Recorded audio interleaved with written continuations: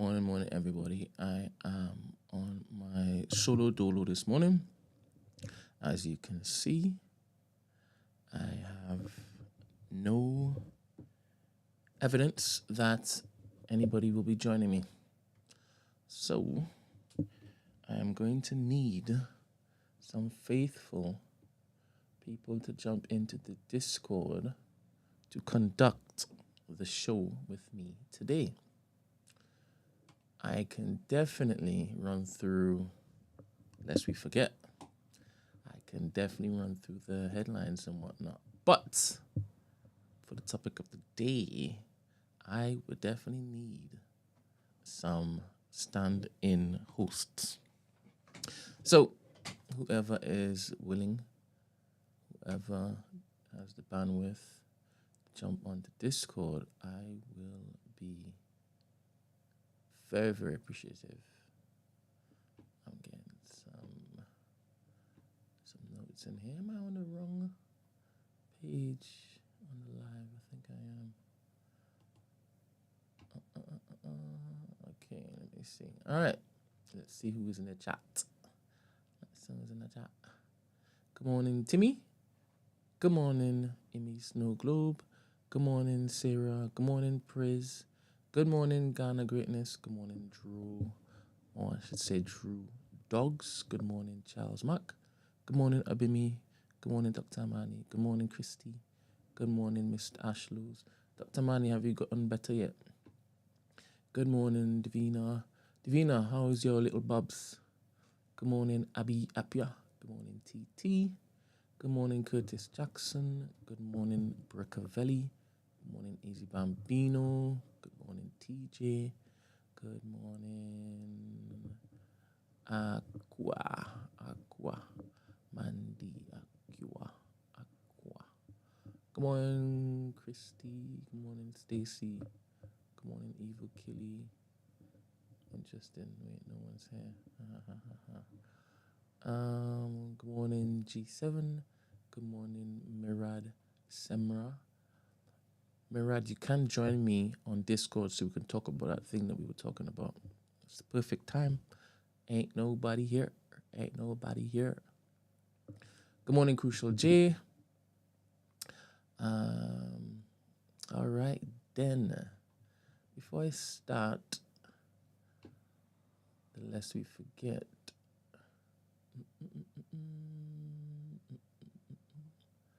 I want to play this clip.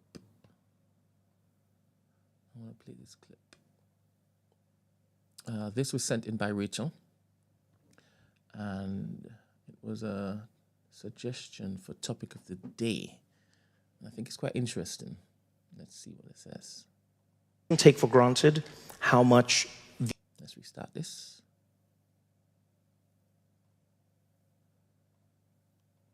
I think we shouldn't take for granted how much the abandoning or the ignoring of friendships has affected romantic relationships, because people have now shifted all of the expectation, all of the support, all of the the love that they got from a community of friends, and they've moved it on to one person. And a lot of I think there's a few studies that have actually shown even having a friend where you can talk shit about your partner too, which is healthy, by the way. Yeah. Actually improves your chances of staying with your partner. Oof, I'm having an insight here. Thank you for being the truffle pig and uncovering this magical little insight that the same thing is happening at work is happening in our relationships. So it used to be where we sort of had bowling leagues and we got our community from there. Yes. We got our sense of belief from church. Work was the place we made our living. We had barbecues with our neighbors. And over time, those things have disappeared. And now we demand of our work that you be the place of purpose. You be the place of community. Yeah. You be the place of my social life. Now you be the place that matches my politics. We're putting all this pressure on work to fulfill every desire I have. And we're doing the exact same thing in our relationships, which is we seem to abandon those outside places, and we're asking of our partners to be everything all the time, always, which is an unreasonable and unfair standard to put on someone or be put on us. I've never thought about it from the workplace as well, and that's why you're my favorite truffle pig. I know Anastasia has time to run, so I'll leave you with one thing that really, for me was perfectly apt for this conversation. I think we run that again. Very, very interesting. A couple of points in there, though. A couple of points. We shouldn't take for granted how much the abandoning or the ignoring of friendships has affected romantic relationships, because people have now shifted all of the expectation, all of the support, all of the the love that they got from a community of friends, and they've moved it on to one person. And a lot of I think there's a few studies that have actually shown even having a friend where you can talk shit about your partner too, which is healthy, by the way. Yeah. Actually improves your chances of staying with your partner. Oof, I'm having an insight here. This is thank you for being the truffle pig and uncovering this magical little insight that the same thing is happening at work is happening in our relationships. So it used to be where we sort of had bowling leagues and we got our community from there. Yes. We got our sense of belief from church. Work was the place we made our living. We had barbecues with our neighbors. And over time, those things have disappeared. And now we demand of our work that you be the place of purpose. You be the place of community. Yeah. You be the place of my social life. Now you be the place that matches my politics. We're putting all this pressure on work to fulfill every desire I have. And we're doing the exact same thing in our relationships, which is we seem to abandon those. Yourself, man. You don't sound confident, man. You sound, yeah. You think? Oh yeah, that's the vibe I gave off. Yeah, with man. my tired voice. Huh? That's the vibe I gave off with my tired voice. Is that your tired voice? I am tired. What? Just saying, man. I am absolutely tired. I just started speeding. I said, "No, man, let me get there, man. This don't sound. Brent don't sound comfortable I had by 2 himself." hours of sleep yesterday. No way. Why? Way. Why? Work. Work. It's not. Well, I can't tell you how it is that you feel in it. But it wasn't like a confidence on my end. This is just tiredness, mate. Did you hear the clip I played? Yeah, I did still. It's interesting. Do you agree? It's a good take. It's a good take. I think you can unpack it. There's stuff in there that could be. And that's the first thing I want to touch on. It's a good take, right? It sounds.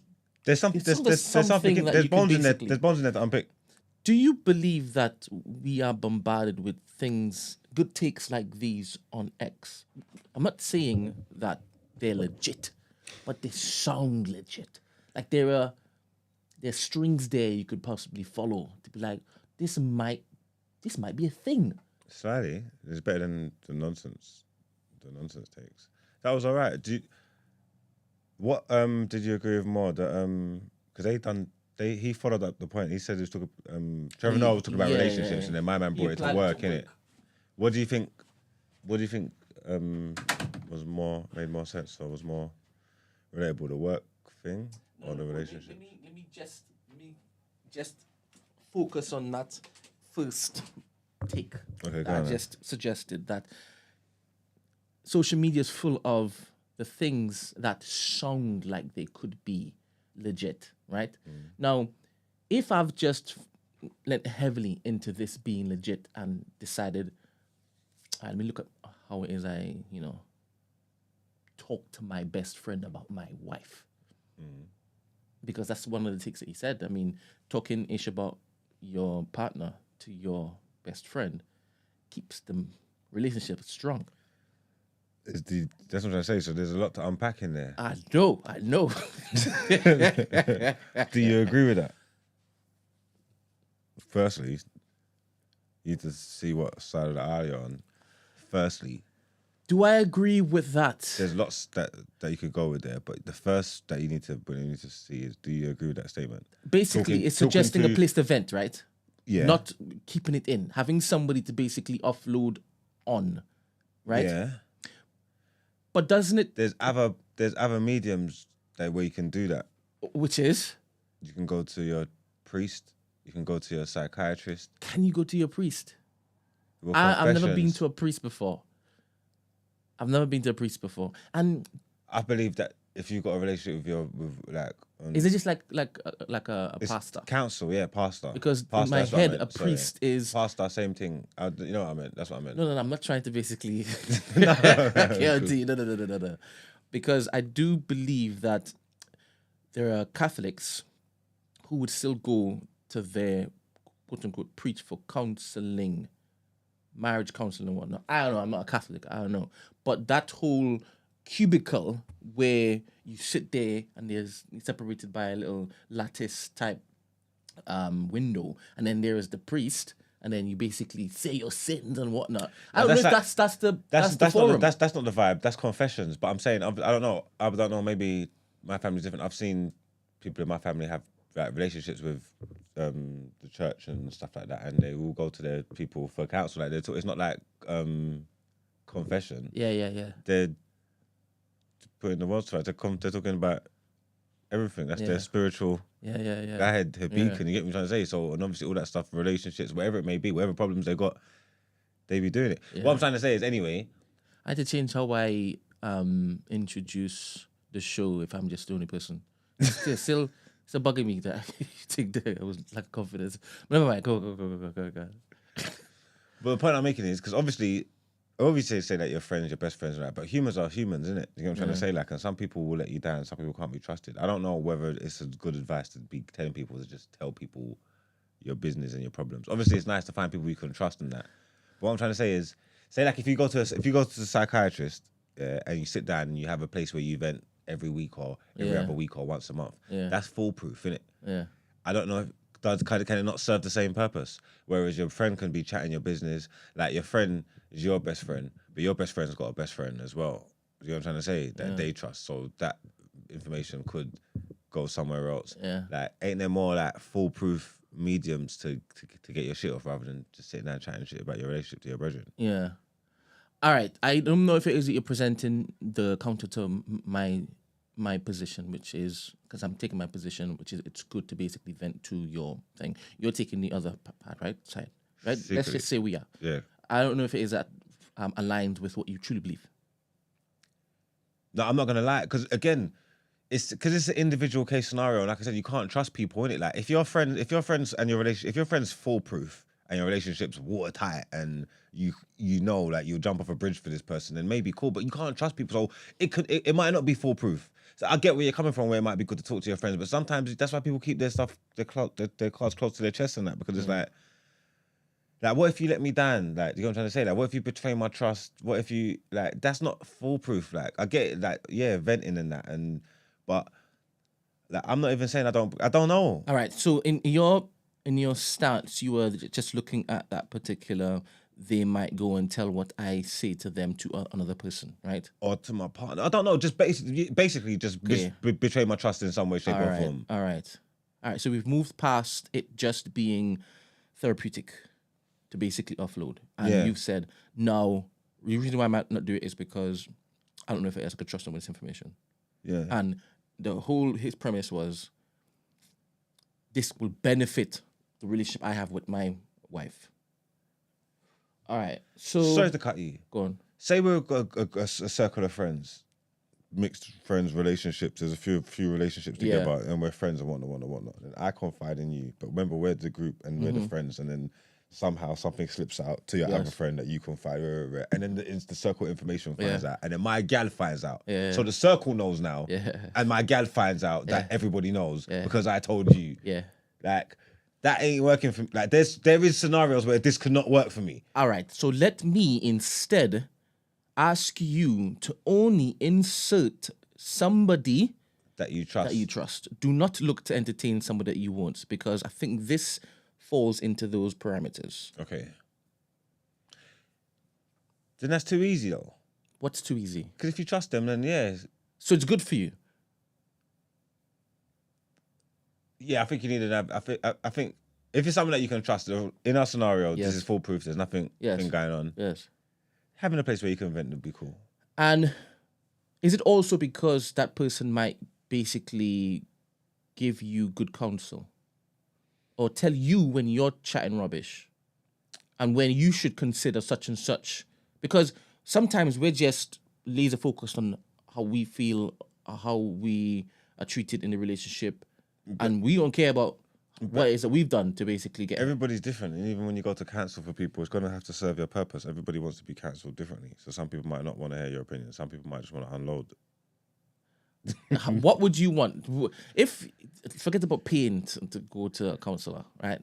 No, but I mean, even brethren, like, there's some people that don't want to be held accountable. There's some people that when they're coming to you for problems and they're telling Are you that type of person? No. Like they don't want to hear your solutions. Don't- They just want to moan. You met people like that. That don't want to hear your solutions. You know people like that. They don't want to hear your solutions. They don't want to do nothing to fix it. They came here to moan, and they want you to wallow with them and tell them that they're right and everybody else is. So they do want your opinion, but it's just blind acceptance. Not even this acceptance, but encouragement. Yeah. To continue with the nonsense. Yeah. No contesting. Yeah. No pushback. Yeah. How is that helpful for that person and their relationship? Is it just a vomit? See, it might not be because I wouldn't feel that's right. If you're coming to tell me something about your relationship, and that's what I'm trying to say. That's why anybody who comes to me has to know who they're forwarding to. Yeah. Because you need to know my style. Are my you that style. person? I'm not just gonna sit down and just let you just chat shit. Basically. All right. Like if you're doing something, if you're telling me something that's wrong, or like I would be like, that's not right. That was wrong. Yeah. That's why they done this because you done that. Can you tell when they are telling you 3/4 of the story? When they're withholding the truth. Yes. Because you can't serve them well if they're holding back a large part of it. Slightly, yeah, because it's not making sense. Because what you're saying is not making sense. And as I say, when you talk to me like I'm the police, I don't like that. But I don't like when you come to talk to me like I'm the police. You tell me a story and you talk to me like I'm the police. I don't understand what we're doing there. Because I'm not an idiot. I can hear the way you're framing things and the way that you're saying things, and you're trying to pattern up from a place of innocence. Like you're talking to me like I'm police. I don't understand. I don't understand what we're doing here. Because if you're gonna frame all this and talk to me like this, then this don't make no sense. Yeah. Because you're trying to do a number on me. Yeah. I don't like that. So you'd rather them talk to you like you're their lover. Okay. Bedfellows. I've never heard that whole talking to me like the police before, but I understand it. Huh? I've never heard that particular saying before, but I understand it. Do you get it? 100%, because you're not gonna basically divulge everything to the police. You don't want to get caught and whatnot, right? Yeah. You don't want to say that you're guilty. All right. So, do you feel as though society, from the relationships that you've basically seen, witnessed, and next, obviously you don't subscribe to certain constructs, right? But you're using your eyes. Have you seen people kind of drawing away from having their friends be some of the burden, some of the weight bearers of the things they're now placing on their partners? And in so doing, the weight is too much, the sides start to break or to creak, and those relationships don't last. Have I seen people moving away from confiding in their friends? This is what he's suggesting, that we're not placing everything on our partners' like doorsteps.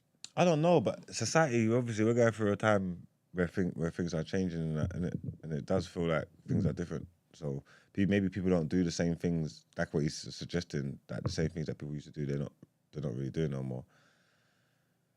I don't know whether to say people are not confiding in their friends and their relationships and stuff like that, but the way people communicate nowadays has changed, isn't it? So it's possible, but that everything's changed, if that makes sense. If that kind of makes sense. The way people communicate now, like social media and stuff like that, I think things have changed, isn't it? So it's possible that people have gone away from actually really communicating and stuff like that. 'Cause I suppose when you're doing them kind of things, ain't that more like face to face, come around and have a cup of tea and stuff like that? Like I feel like we're desensitized to stuff like that now, and all that on social media, and it's not like, I feel like the connection might not be there. You get me? Over a while, it's just getting worse and worse and worse. It's like when people die and stuff like that. Like back in the day, your neighbors and people might turn up to your yard with a bouquet, a pie, a food, and come and show some love and actually RIP. Nah, you just get a little retweet. Not even, sometimes some people don't even write RIP, just like, and then it's like, right, you like the RIP post. So what you say? What, you like this? I don't understand why we're doing it. Are you supporting me? Do you like what happened? This is all confusing. You know what I'm trying to say? Or some call emoji. You know what I'm trying to say? And it's just like that. There's that disconnect. That's happening all over the world. So things, the way humans interact and relationships could just be changing in general, like across the board. This is just something that he's noticed apart from that as a part of it. I can see that. All right, put a pin on that. For the workplace, the other angle that this truffle pig has... I don't like that saying either. I don't like it. But I don't think he liked it when he used it in the first place. He saw Trevor and I was like, have you called me a tropic? Then he used the same thing back to him. Said, if he's gonna punch me, I'm gonna punch you back. But it looks like that's how he speaks anyway. Choosing your workplace. I guess you've seen online that people are basically taking their positions on world affairs, right? Because it's in everybody's faces, and it's impossible to not be at the water cooler and not have somebody try to size you up and see your position on this particular thing that is affecting everybody. And I think I've seen people literally looking to do these particular beliefs of mine, these principles of mine, line up to where I'm currently sat. I know I spoke to a particular woman, I'm not going to name a name, and she was like, she's having conversations about this Israel-Palestine thing all the time, and where she works, she's surrounded by Israeli apologists, and it's starting to basically affect her, right? I mean, she's even locked off of social media because she's bombarded with the takes that she doesn't like, right? And now she's realized she's surrounded by people who are the same way. So she's seriously questioning whether she should remain in her job or move to a place that is not triggering her all the time. That's a big ask. What's she gonna do? Work in Palestine? Sorry, I shouldn't have went that first. I'm just saying. That's the only opposite. No, Bills, But how come bills. people have decided to say, yeah, this is where I draw the line? Bills have to get paid, man. And yeah, before it was a case where I could suck it up. I'm not getting involved in Silex, but it's like we've been forced to care about things I don't think we would care about before. You should put a ban on speaking politics at work. It's not something trivial, man. If people are constantly bombarding you with things that you don't want to hear, that's going to take a toll on you. It doesn't matter what it is. It doesn't matter what it is. It doesn't matter how serious the issue is. It's just a personal thing. People are constantly, because it's not good for your brain. You know what I'm trying to say? These are the things that you're taking in, that you're digesting. They're forming your opinions and your stuff and all that. And this is grating on you. People are constantly bombarding you with things that you don't want to hear, that you don't like, that you disagree with. That's tough, man. Because after it's like, why am I putting myself through this for? And I understand that rent's due and thing, but maybe you can go and find somewhere else. That's definitely worth considering. Would you do that? Or taking Would you yourself up out of and the situation? get your Georgie bundle and then move work? No one ain't affected me. So yeah, if I couldn't ignore it, if it was bothering me, then yeah, I'll just take myself out of the situation. I'm not doing all that. I'm not listening to no one to say things I don't want to hear. Yeah, that's an easy decision to make. Listen to your nonsense for. I couldn't. Yeah, even if I couldn't be in a workplace and every day I go there, I just pissing me off. I just saying nonsense. I genuinely believe it, and I'm just there every day on an island with these idiots because I just got to leave you up to your own devices. I don't need to be here. You know what I mean? Because it's not a hill that I'm gonna die on. Like, what fight am I doing there? Like, I'm not no activist. You know what I'm trying to say that. So you don't need to turn up every day fighting a good fight. What are you trying to do? I don't know. It don't make sense. And especially for something like that. Remember, that's a heavy it's a heavy topic. You know what I'm trying to say. So when people's lives being lost and kids and all these kind of things, and so that's obviously weighing heavy on their heart. That's not a conversation you want to have every day. And every day I'm around you, not listening to you, not say your nonsense, and seeing you not do your stuff on Facebook. And it's just like, Still on Facebook, yeah? So, question. What, you're not on Facebook? I have a profile on Facebook. I'm not on Facebook. So you're still on Facebook then? It just sounded as though you say you frequent Facebook like that. Check the message boards. Can't control how you receive the stuff I say. You get me? Not good for how you receive. Whatever floats your boat, mate. So, question marks, right? You don't have to answer the question. You don't have to, right? Oh, go on. But you're from London Fields and you're the Pum Pum father and you ain't afraid of nothing. You ain't afraid of no ghosts. Palestine, Israel, right? I know that you see bare people online, like forcing people to be vocal about this, right? Okay, yeah. And to stand for something. Because if it is that you don't stand for anything, like you vote for everything, right? And if you don't say anything, you're complicit, right? So you have a massive platform, and somebody comes to tell you, hey, what do you think about this particular thing? And you're like, yeah, it's mad. And hey, I don't like people dying. That's your blanket response. And they say, what do you mean you don't like people dying outside? So they're now fishing for, okay, where are you? You haven't given me enough information. And then you basically say, obviously. And they say, obviously what? And then you say, oh, for Palestine, isn't it? Free Palestine and that. And they're like, cool. So I can basically now say this. So basically, this has just happened, and they show you this inferno. This is what Israel has just done. I think you should basically be responsible and use your platform to amplify this. Just give it a little retweet. Would you do it?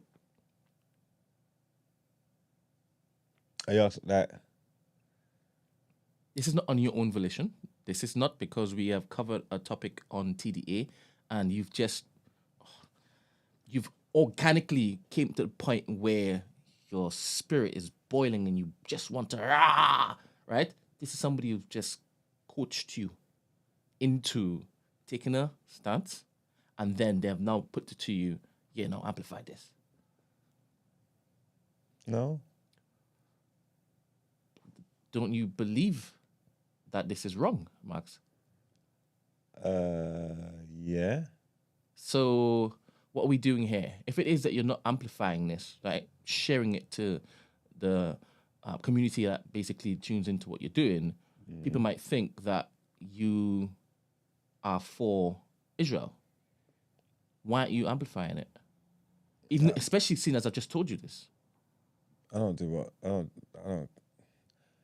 don't care. Like basically, whatever you think, whatever you want to think about me, none of my rascal business. You know what I'm trying to say? So think whatever you want, but I don't need to get involved in nothing. You know what I'm trying to say? So, and I'm very indifferent to a lot of the stuff. You know what I'm trying to say? Obviously, whatever causes and stuff are going on, I can wake up one day and feel like I want to use my voice to say whatever I'm saying, I'll have conversations on platforms, whatever. But like, I'm not really activist like that. Like, you know what I'm trying to say? Like, there's enough things going on in the world. Like, so there's other things that's going on that could be gripping man, that man can feel compelled to talk about that man ain't talking about. So no one can't guilt trip me into speaking about something I don't want to speak about. Like, whatever's got, like, that's usual business. For the most part, obviously, like this stuff when it's in your face, it's not nice, innit? Do you know what I'm trying to say? So when you hear the stuff that's going on and you see things and all this stuff that's going on, the war's not nice. People being blown up and people being displaced and all this kind of stuff. Like, it's not nice at the best of times. But like, I'm like really like on my own thing. Like, do you know what I'm trying to say? That like myself and my problems that come first. You know what I'm trying to say? Like, I'm an empath. I do care. Did you say you're an empath? You know I'm an empath. All right, go. You know Keep going. Keep going. No, I care and I feel. You know what I'm trying to say? Like, deeply.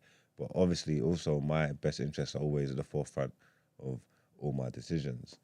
Do you know what I mean? So it's like I care enough what's going on, but not like just because we live in this day and age and that everything's been amplified and we've got social media and you can see everything and whatnot. So now you know more. So now you don't feel like you're woke and you're arrested to tear. That's crazy. You don't understand that these things have been going on since the beginning of the time. Where was you when they was going mad in Chechnya and then like, you get what I'm trying to say? Like, so just because you can see it now, don't mean it ain't changed. This is the world. People be warring and beefing every rascal day. Ain't not doing me, man. You don't do it like, you know what I'm saying? As long as I'm straight, me and mine, I'm kind of all right. Like, you know what I'm trying to say? That. So like I said, it's not nice to see. I don't want to hear, but I don't support or nothing. You can condemn people's actions and all that, but I'm not really gonna go out my way and go and do it. Like, it's not my business, really. Like, let me be totally honest with you. All that, it's not my business. I know I'm human. People don't you care that this and that. Yeah, I do. Like, yeah, of course I do. But enough to do what? I think I've said before. I care, but I care enough to do what? Because if I don't care enough to do nothing, you know what I'm trying to say? That I'll just crack on, just stay away from me, and let me just live my life and do what I'm doing. I got my own problems. I know that's maybe a fucked up mentality, but that's kind of where I am. So the simple retweet you wouldn't do because it depends. I'm not saying I wouldn't. It depends how I felt. You know what I'm saying? Yeah. Like, because obviously I could be galvanized. I could see something myself and feel that myself. yeah. I think it's the idea of someone telling me how to. Because if you're telling me to This do is this, it. if All you're right. telling me to do this, and I don't feel like how you're telling me to, it's like, do you get what I'm saying? Yes, but you have shared things before that you were just contractually bound to basically share. You got money to share it, right? Yeah. So if they say, can I give you money instead for you to share it? How much does it take? How much is your I don't retweet know, worth? because it depends what it is. How much? £200?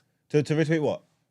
The same thing I just told you. Oh, like, So you've just told them, I'm not doing it, right? Because how dare you ask me, right? Don't put me in this position. And they said, all right, cool. Let's make a paid post instead. £200 in your hand right now. 500. I need to do politics right now. 10 bills How much? in your hand right now. 10 bills. You know, it is right now. I don't think it makes sense for me to be politicizing anything. You get me? Taking political stances on anything. You just ascertained, right, that you could have done this if it organically moved you to do it, right? Before this person decided that they were going to stand in between your decision to be that retweeter or not, right? And you've identified that. It's how you asked me, right? And then they've made it clear for you. Here's 10 bills in your hand. You would say no, Yeah, because I'm not just a hired gun. aren't you? Nah. You know, people offer me money. Understand the parallels here, please. To think deeper, right? Yeah, listen, I've led you here. listen. Your People- principles. No, it's not people. I'm saying people offer me money to like promote stuff all the time, and I don't take it. So I'm not just a hired gun. You get me? Okay. All right. Question. A little pivot. A little segue. So yesterday I overheard a conversation between yourself and Loon. I'm not going to talk about specifics, but they don't need to know what it, but you know what I'm talking about. And some great points were made by him on your decision to basically adopt a certain policy for a particular product going forward because of the long-term benefit of it or not. Now, I listened intently, right? And then I told myself, Marx, can you foresee a possible future where something goes madly viral and every single time this particular clip is seen, there's hella laughter? The particular crowd may not boo. In fact, they're like, oh, done well. You know how comedians get up there and they try to make the most heinous thing a laughable matter, right? That's the challenge, right? And this time, the person did it and it's just hella laughter. But this particular individual and their posse, each time they're seeing it, it's ha ha ha ha ha. And you too, you're tickled. The main guy, he's doing all of that. Do it again. And they get wheel ups, right? Do you foresee a potential future where that now turns into, all right, everybody's going to get it? As in, outside of the entertainment. Oh, like outside Entertainment. Because it's now immortalized and it's just laughter and it's on this person.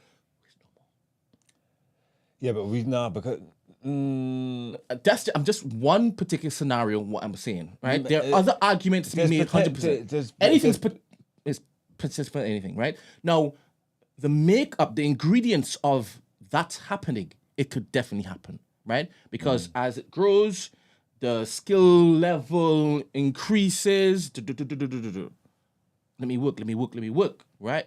You're gonna get this work. Now, upon it happening and these things aligning, right? And then this unforeseen event now becomes a seen event. It becomes true. And then it pops down in a manner that allows you to now sit back and be like, I could have prevented this.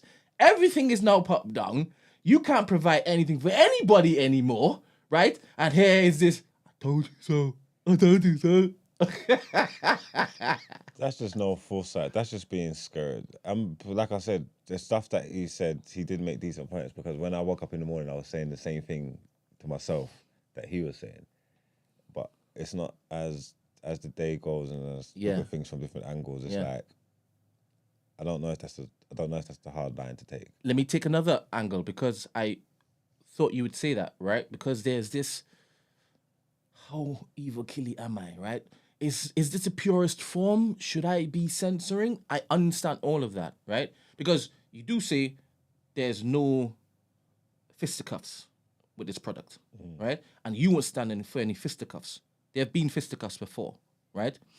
And you know full well if there's fisticuffs, that's a hard line. You're out, right? So you know how to basically There's been a little set. scuffle. There hasn't been no hands. And I'm not saying that there wouldn't ever be, as you said, risk analysis. There might be something, right? Yeah, of course. But then you say, "Oh, just being scared. It's being scared." It's not. It's really not. It's making sure that you are catering for any potential eventuality, right? Hence, you getting enough there just in case. All right, cool. So, question. Let's just say this particular product here, right? And I've said anybody can basically call in and just rattle off anything to anybody in here. They got free reign. Is that something that you feel should happen? Because that's the purest form of dialogue. I don't know, but if that's what Anything can happen, I right? don't know, but if that's what I sign up for, that's what I sign up for. That's and who is responsible for setting what it is, right? Because there's one thing you're always going to have. You're always go. You see, you're saying that, but yet you've said, do not touch anybody. I don't police that. Yeah, because it's not because it's not fighting. It's not WWE. It's not boxing. I it's see not a lot of touching. It's not MMA. I see bare touching. No, you can touch this thing, but I'm saying no physical, like not fighting, innit? Like, so as long as you're not fighting, I don't care. Anything's up for grabs. That's the forum. Anything's on the table. You are adults, and you have to police yourself, and you just have to just create jeopardy because I can't control what you say or what you do. You're allowed to do anything you want. You know what I'm trying to say? But if you do this, you don't get this. You're saying there's more reward having it unfettered than there is removing it. Maybe, and there's more reward for them to control themselves and to know that if you can't control yourself and you're not on it, and you're not, and no, you're not asking to control themselves. You're saying do what you want to do. No, because you police yourself. I never told you not to say the stuff that you're not doing. I never told you not to get creative and go and find the things that you're doing. When you don't do it, but you do it and you all accept it because you don't fight. When you finish, you don't shake hands, you don't go. So you don't create the environment that you are working in. You have said this is cool. When you are doing what you are doing and you're saying things about people and you have said that this is cool. It's the same conversation. You can't tell me you can say whatever you want about my family because they're alive. It should mean less. You can't tell me that. They're fucking here. They're alive. You can't tell me what my family mean to me. So once you put family on the board, you can say whatever you want. I can say whatever you want. If your parents are dead, what's the good fuck's I got to do me? I never told them to die. Question. If you are in the mix, you are in the mix, right? These particular deaths mean a bit more to you than it means to me. I'm not surrounded by people who just popping down left, right, and center for whatever reason. I'm not, right? So I can't relate to this kind of stuff. So you can basically relate to it. You put yourself there, right? Something just happened yesterday, right? With one of your, and they have touched it. This is why I'm telling you not to. No, I'm asking you basically now. Put yourself there. Yeah, but what I would do, like I said, you need to police this. People need to police themselves and police the situation. I would let these men know because I would let these men know beforehand what I'm on and what I'm not on. If you lot cross this line today, this is done. I'm letting you lot know now. So it's up to you lot to do what you want to do. See what you just said just now? No, I'm saying that if I put you in the mix, MC. I've put you in the mix. Marks, you are one of the contenders. Yeah, but as the MC, I'm talking to you. And Remember their you've friends, told them before. You've told a group. Remember their friends, you know. Listen carefully. They talk afterwards, before Your and thing is afterwards. growing. There's going to be times when they're not brethren. What are you talking about? Yeah, that's cool. You are inevitable. Your growth is inevitable. Yeah, what are you that's talking cool. about? That's cool. All right, and I'm only talking about foresight. I'm only talking about That's thinking fine, ahead. but you can't And it is police. going that way. Wait. You can't police Let's get back in the language. boat. Let's get back in the boat. All right? I don't like when it is that you don't rate yourself, mate. It's happening, right? All right. So you're there, contending. I know you don't. You do definitely rate yourself. 100%. You're contending. And it has just happened yesterday. right? And the multi-syllabic link up was beautiful. And everybody's laughing. They wouldn't do that to me. Wait, because you're saying they would know not to? Yes, because I would control this. I police myself. And as I say, I'll control the situation. There's levels and brackets. They would know. So what I'm trying to say is use God-like complex of yours. Use our adults. There are other people out there better than you. What I'm trying to say is use our adults. I feel like, you can sit down, have some kind of You have a lot of faith decorum, in them. I like that. I like some kind that. of decorum, I some like kind that. of accords. Yeah. Some kind of, this is what we're, understand what we're doing, where we're going. And this is the forum that we're in. We're not trying to... We're not trying to kill anybody. We're not trying to make anybody. You know what I'm trying to say? So they move forward into that because their success. Each one, none of them are stronger than all of them. Do you get what I'm saying? Not yet. Not yet. Exactly. Still an That's incomplete process. Wait, That's why it's none of important. Them, what'd you say again? None of them, not one of them, are stronger than all of them. Okay, so you're saying that the consensus is going to basically excommunicate them. You need to work together here. We're building something. You need to work together. So there needs to be a consensus of what we're doing. I told you it's going to grow beyond that particular small flipping forum. You're not going to be able to manage all of that. And they're going to be now like contesting people from different boroughs and different flipping cities. They're not going to be chummy, because you're telling me it's this raw cocaine in there, right? How are they chummy and they're doing that? No way. Well, it's something to look into. How about like kiddie feeling and stuff? Would you allow that kind of thing to run? If done well, if the bars are right. Well, Candy's called one of them a kiddie feeler. Candy? Yeah, Candy said some crazy things already. He said some absolute nonsense. So.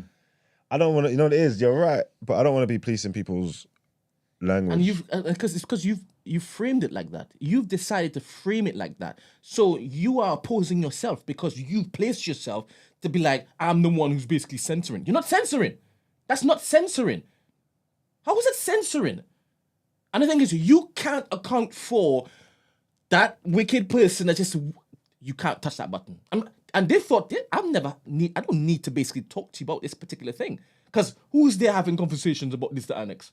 I know one of them who's trying to basically run it might run it past their friend. And their friend's like, yeah, do it. That friend could be a top bollocks head, right? And that's the only sort of counsel he's sought before looking to basically drop it. Imagine getting a tee up, right? And whatever blasphemy is on there is now presented to that person just in front of them, just a day after. Are you bonkers? How are you not seeing violence on that stage? Yeah, but I'm trying to say, these are got to be mindful. If anybody done that the day after, you're not coming to battle. You're coming to fight. That so no one. That shouldn't be your intentions. That who's doing that? Why would I get what you're saying? But I think you're creating a problem that doesn't need to be a problem, only because of the framing of what has been put to you. I see it as this hasn't organically now been presented to you because now he's now harping on it, right? It's now come like, are you challenging the raw nature of this now? I can't be that person. I can't be the person to say, hey, you could do everything. Not that. Brother, you don't come across like that. That's not how it works. It's not how it works. And everybody should be like, yep.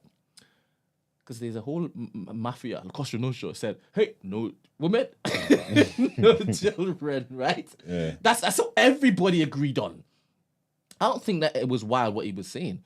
I don't think it was wild at all. And I'm only thinking that, yes, that time it was boo. But there will be a time when it's dropped right. yeah, but it's not. Again, it's not. Majority does rule, and it did be received like that. There was a lot of them got booed out of the building for certain things, yeah.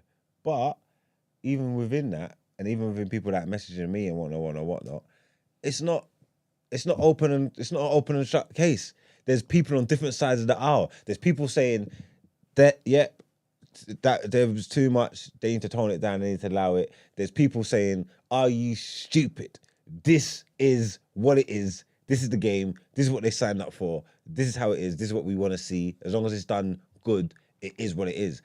It's a matter of perspective. It's a matter of opinion. It's not open and shut. You're in such a fantastic position because you have a product that you're putting out, and your most valuable asset is what? Me, And then what? my MCs. And then what?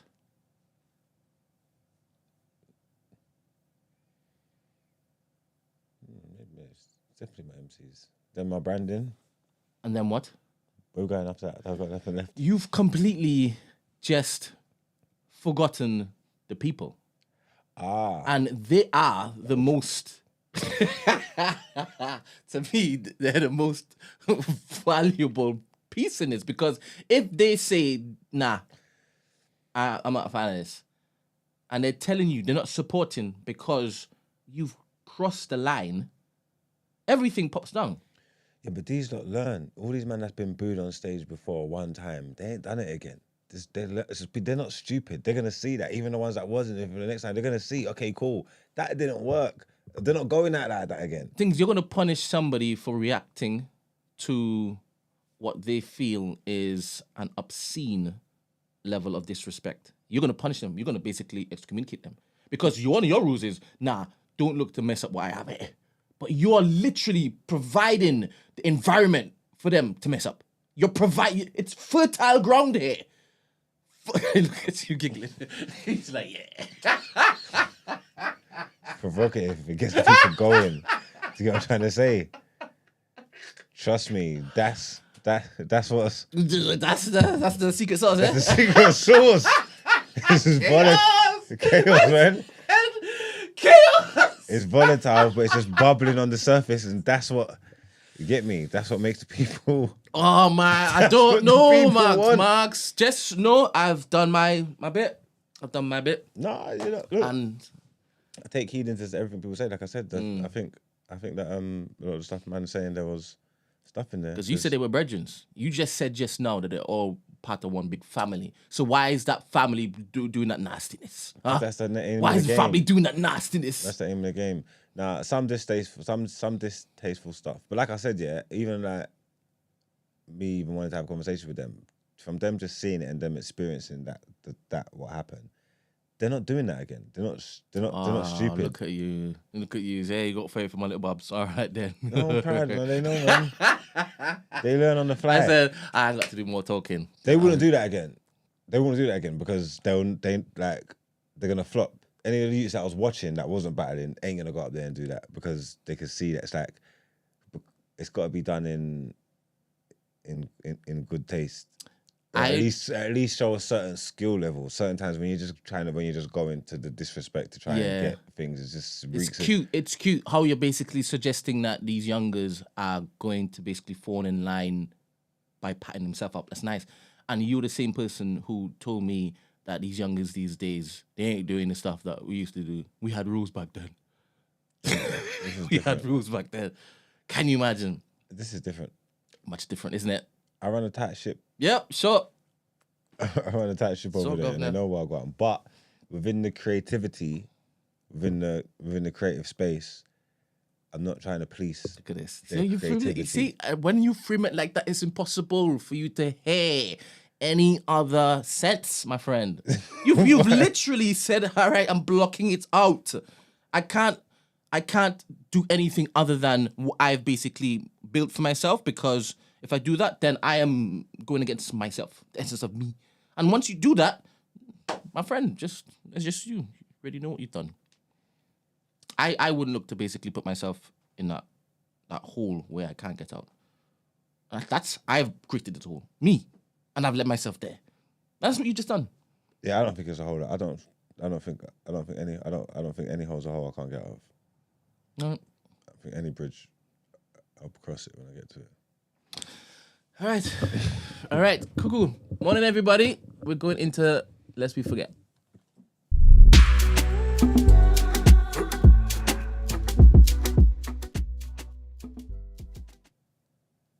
Is there like a special segment for Lest We Forget? Oh, sorry, you've never done it before.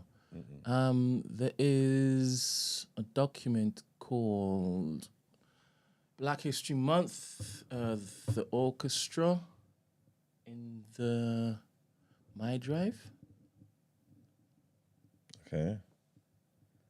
You seen it? We're doing And we're doing Sir Trevor McDonald first. no, It's 16th? huh? It's 16th? The orchestra. Have you got the documentary ready? This is saying Nigeria and Chad and Cameroon and that. Have you scrolled down? Have you pressed the right one? I don't know. Trinidad and Tobago, we done this? Is that 2023? Yeah. Going to 2024. Oh shit. That would make more sense. Sorry. sorry. Elijah McCoy. Just scroll right down to the bottom. Sorry, guys. One sec.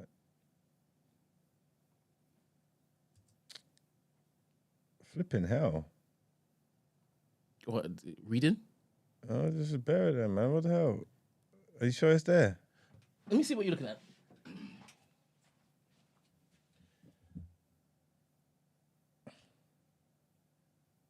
You say Trevor McDonald? Yes. Ah. There you go. And please say sir. What? Don't not address him by his proper title. What? You just that said the Trevor. That the British Like, Empire like, gave. That the British brethren. Empire gave Like, to him. Brethren. Come on, That please. the British Empire gave to him. It's not Ain't like, you not championing people when they're refusing OBEs and stuff and all that, and then you're talking about please call him sir. Make your mind up. Which one is it? no, but he wants to be known by sir. I'm not gonna lie. If they give me OBE, I'm taking it. I know you are. Huh? I know you are. How do you know? Because you just said so. No, how did you know before that? You said it like you knew before that. I don't think you stand for that kind of crap. You just said just now that you don't stand for nothing unless there's money attached to it. So I know that the OBE will give you more access and opportunities, and you will be like, yep, thank you very much. Have you got another one? MBE? I'll have that one too. And I'm saying make sure you don't call me sir. Make sure. No, that's not how they call you, sir. Ain't it? No, This it's is with the different. MBE. That's different. Is it? Yeah, you just put an MB at the end of your name. So how do you, oh, the sir's the knighthood. Yes. I'm taking the sir, definitely. Mm. All right, cool. So lest we forget is about. Oh, we do one man and one woman, right? He has a sir and an OBE. Someone tell me what is what. When you get OBE, do you just automatically get a sir? I'm sure it's one of them. You get the sir with it, no? I've seen OBEs without sir. But then it's what's the MBE? Which one's bigger? I don't What's know bigger, what OBE these, or MBE? I don't know what these things are. I know DR, Well, doctor. doctor. I don't know these ones. But the chat will let us know. All right, cool. Let me know what they say. I'm not in there. So yeah, lest we forget when we talk about two great black people, one man, one woman, I believe. Today's lest we forget is about Sir Trevor McDonald. He was born in 1939. Sir Trevor McDonald was born on August the 16th, 1939 in San Fernando, Trinidad and Tobago. He began his career as He began his career as a print and radio journalist in Trinidad, working for Radio Trinidad before moving to London in 1969. There he joined the BBC World Service, where he covered international news for radio listeners around the world. His transition to ITN, Independent Television News, in 1973 marked the beginning of a long and successful career in television. McDonald quickly rose to prominence as one of ITN's leading reporters and was assigned to cover major global events, including the end of apartheid in South Africa, the Gulf War, and conflicts in Northern Ireland. In 1992, he became the first black person to present ITV's national news, establishing himself as the face of the news at 10. McDonald's career is highlighted by a number of exclusive interviews with world leaders and historical figures, including Nelson Mandela, Muammar Gaddafi, and Saddam Hussein. He even conducted interviews with notorious criminals like the British serial killer Dennis Nilsen. In recognition of his contributions to journalism, McDonald was knighted in 1999, becoming Sir Trevor McDonald. He retired in 2008, but has continued to work on television documentaries and other projects, cementing his status as one of Britain's most respected broadcasters. Oh, there's more? Why they are important, contributors must know information. Here we go. Sir Trevor McDonald broke significant barriers as the first black national news anchor in the UK, making him a pioneer figure for diversity and inclusion in British journalism. He demonstrated that representation matters, inspiring generations of journalists, particularly those from minority backgrounds. His work has brought major global issues into British homes, often providing unique perspectives on topics such as apartheid, war, and social justice. McDonald's interviews with world leaders, particularly his landmark interview with Nelson Mandela, both before and after Mandela's release from prison, are considered defining moments in journalism. His calm, authoritative presence gave him credibility and trust with his viewers, making him one of the most beloved figures on British television. And here's some of his quotes and famous sayings. You can't say I will do it tomorrow. You have to do it now. And I think journalism is an art. It's about painting the picture as it is, not as you would like it to be. And his last quote is, television news, when it's done properly, is the best form of journalism. Well, don't know about that. And our woman that we want to talk about today is Baroness Valerie Amos. Yeah, friend of the family. Oh, is it? Yeah. Okay, big up Val. So, Valerie Amos was born in 1954. Baroness Valerie Amos was born. All right then. Sorry. That's right. Baroness Valerie Amos was born on March the 13th, 1954, in British Guyana. And moved to the UK with her family at a young age. She pursued an education in sociology and politics, earning a degree from the University of Warwick and a master's in cultural studies from the University of Birmingham. Early in her career, Amos worked in local government and the voluntary sector, focusing on community relations and advocacy for disadvantaged groups. In 1997, she was made a life peer in the House of Lords, becoming Baroness Amos. Amos achieved several firsts throughout her career. In 2003, she became the first black woman to hold a cabinet position in the UK, serving as Secretary of State for International Development under Prime Minister Tony Blair. In this role, she was responsible for shaping Britain's aid policy and responding to international crises such as the war in Iraq and humanitarian disasters in Africa. Baroness Amos's international career took another significant step when she became the UN Under Secretary General for Humanitarian Affairs and Emergency Relief Coordinator from 2010 to 2015, making her the first black person to hold the prestigious UN position. During her tenure, she coordinated global relief efforts for crises such as the 2010 Haiti earthquake and the conflict in Syria. In 2015, she broke yet another barrier by becoming the first black woman to lead a UK university when she was appointed director of the School of Oriental and African Studies, University of London. Her tenure at SOAS focused on advancing diversity, equity and inclusion in higher education. Amos has been recognised for her lifelong dedication to humanitarian work, advocacy for human rights and commitment to social justice. Why she is important and contributions, you must know. So she's the first black woman in the UK cabinet, serving as Secretary of State for International Development. She's the first person to be a UN Under Secretary General for Humanitarian Affairs. And she's the first black woman to lead a UK university as Director of SOAS. She's a lifelong advocate for humanitarian aid, human rights, and social justice. And some of her famous quotes and sayings are, change is not something we should fear, it is something we should embrace and adapt to. And another quote she has is, we must work together across borders to find solutions to global challenges. And her last quote is, the journey to equality is long, but each step we take matters. And that is the end of Lest We Forget. Beautiful stuff. So we have got a breakdown. Thank you very much, everybody who has said what OBE is and MBE and whatnot in the chat. Verbal Kint has provided them in order on the Discord. Number 1, there is Knight Grand Cross, Dame Grand Cross of the Most Excellent Order of the British Empire. and that comes with a title, GBE. Second is Knight Commander or Dame Commander of the Most Excellent Order of the British Empire, KBE or DBE. Then there's Commander of the Most Excellent Order of the British Empire, CBE. Then there's Officer of the Most Excellent Order of the British Empire, OBE. And then there's Member of the Most Excellent Order of the British Empire, MBE. I'm not accepting any of these. So you wouldn't take one? No. Why? Why wouldn't I take one? Because it's not doctor. I'll take a doctor. I'll take an honorary doctorate. I mean, even though the Empire done all madness and badness and what they represent. Yeah, but I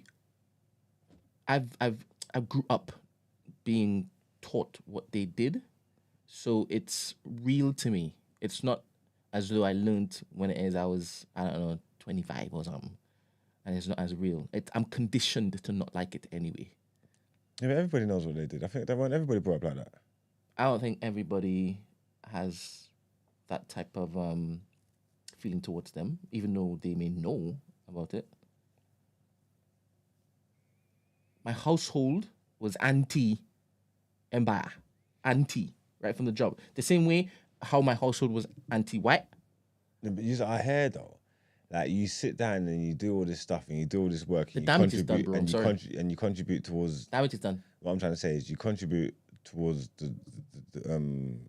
towards the country. Everything you do is over here.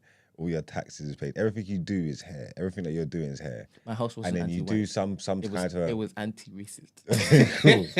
And then you do some kind of great contribution to the country. So you're actually putting in blood, sweat. You got sweat equity here, and then they want to recognize you for it. And then you're like, no, because I don't like the empire. But it's like, so why did you do all this stuff here for?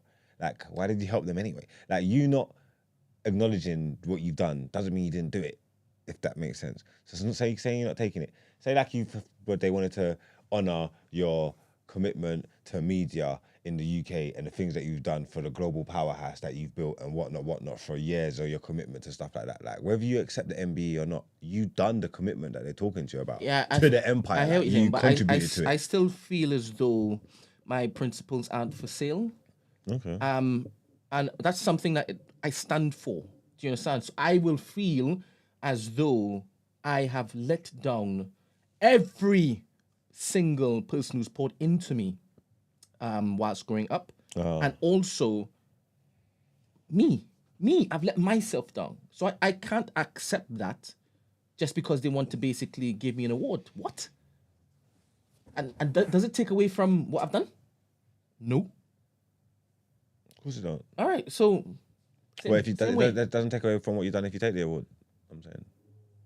Yeah, it will. It will. It will chip away at it. Yeah, it will mean less. What do you think? 100% because of what it is that I am part of. Of course it would mean less. They'll be like, I don't understand. Everything you've been fighting for, this is against that. What are you doing? How do you not see that? Oh, no, I just know when they flick over on Sky Sports and I'm in the box and they say, yeah, there's Sir Margs, I'm with that. No, but I'm not projecting onto you. I live here. I'm not projecting onto you. I live here. You can do whatever you want to do. Yeah, and don't feel bad about it. Collect all of them.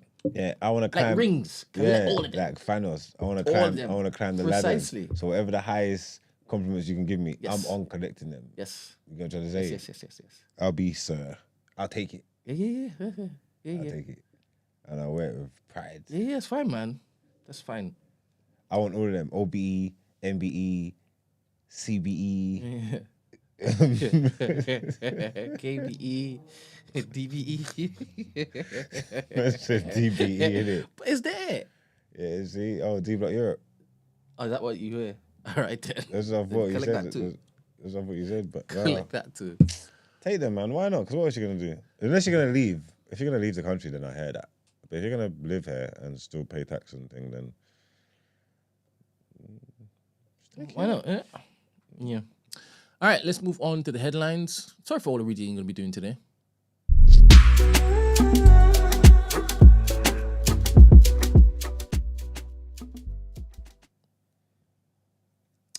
Our first headline is, and it says it comes with a trigger warning. It says neighbor heard high-pitched scream 2 days before 10-year-old's death, the court told. A blood-stained cricket bat, a rolling pin, and a homemade hoods may have been used to abuse Sarah Sharif in the weeks before her alleged murder. The 10-year-old wore a hijab to hide her injuries to her face and head as she was beaten with objects, strangled, tied up, burnt with an iron and bitten. A neighbor heard a single high-pitched scream of someone in pain 2 days before her death on the 8th of August 2023. Her body was found in the upstairs bedroom on a bottom bunk bed of her home in Woking, Surrey, on the 10th of August last year, after her father, Irfan Sharif, 42, called police and confessed to killing her after fleeing to Pakistan with the rest of the family. The minicab driver is on trial along with Sarah's stepmother, Bainash Batul, 30, and uncle Faisal Malik, 29, where they deny murder and causing or allowing the death of a child. Prosecutor William Emlyn Jones, KC, said jurors may get a better sense of how the wounds were inflicted as he outlined the potential weapons found by the police in search of the home. A post-mortem examination found Sarah suffered dozens of injuries, including probable human bite marks, an iron burn, and scalding from hot water. In bins to the side of the house, officers found a filthy nappy with a match to Sarah's DNA and strange-looking objects made of bits of plastic bag wrapped up with parcel tape, some stained with blood or clumps of hair. Our second headline is about Reeves. Chancellor Rachel Reeves plans to make tax rises and spending cuts worth $40 billion in the up-and-coming budget.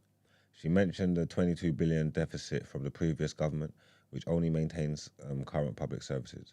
Plans are being made to find $40 billion to avoid rule-term cuts to departments. Reeves warned of difficult decisions on spending, welfare and taxing in the October budget.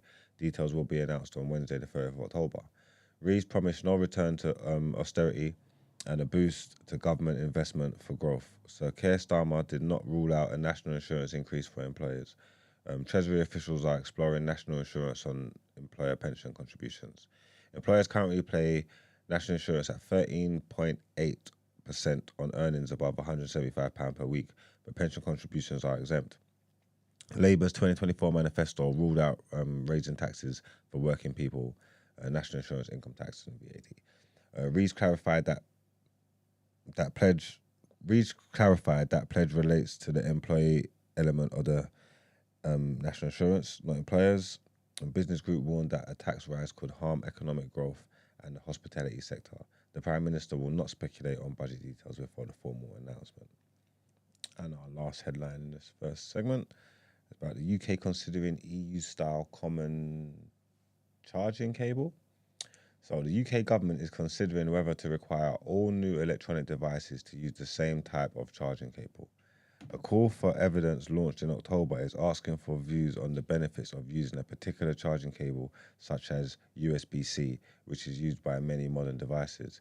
It comes after the European Union passed a law on a common charging cable in 2022, which firms must adopt by December. The UK government said at the time it was not considering similar rules. The EU's laws aims to cut electric waste by requiring small to medium electronic devices manufacturers to use USB-C chargers. Apple criticised the decision, but ultimately ditched its proprietary Lightning charging cables for iPhones in 2023. Consumer groups have frequently pointed to the number of different cables needed and discarded based on the varying options for connectors on devices as a source of e-waste. There we go. And now let's get into what you're saying, topic of the day.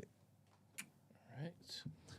Can everybody let me know if they're hearing Mags clearly, please? If not, I will turn the volume up. I've only just seen the messages. Oh, is they saying I'm too low? Yeah, and obviously my volume was higher than yours, so they've had to push up their volume, and I'm screaming. And so I could have turned my volume down. Never mind.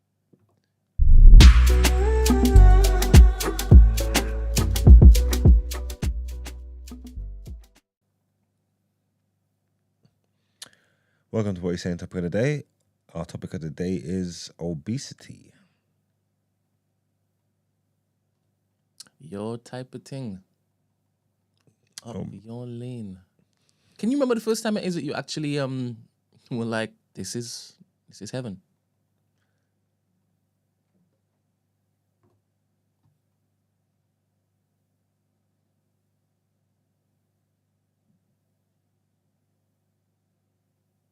No. You can't remember your first? My first foray into the. No. I can't, you know. I can't. You just gotta fuck around and find out. But I remember I've always been an explorer, like the Columbus type. So I can see how I can find myself in new worlds. You know what I'm trying to say? Like I could, but I can't. No, don't even know what inspired me to. Can't remember.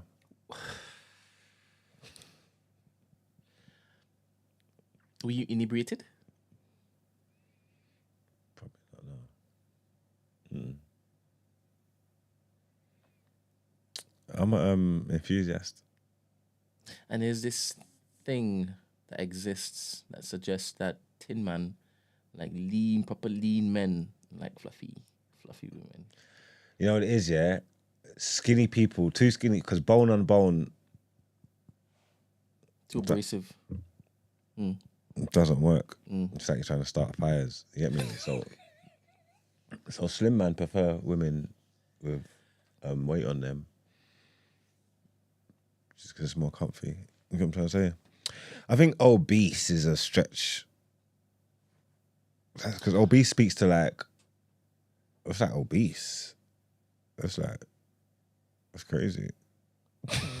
Oh, so you haven't gone there. Oh, I thought you were just generalizing. What, like obesity? I'm not generalizing. I know that obese isn't like fluffy. Yeah, Or obese is what some people call like fat. the obese is extreme. Yeah, and then I asked you, can you remember your first? And you're like, I've had too many. Yeah, because I was just thought you were just generalizing in general. I didn't think you meant like clinically obese traits. Oh no, I ain't really but like clinically obese traits. We have to approach this in a mature manner. Please. Continue yourself. Yeah, like I thought you was just referring to like, No.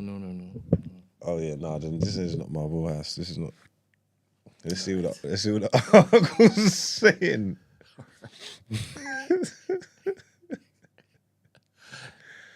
Do I have to read this? I think it gives context to the questions. Read the article for context. Okay, cool. Unemployed people will be given weight loss jabs under government plans to get them back to work. Wes Streeting, the health secretary, the Labour MP, has said the new class of medication could have a monumental impact on obesity and getting Britain working.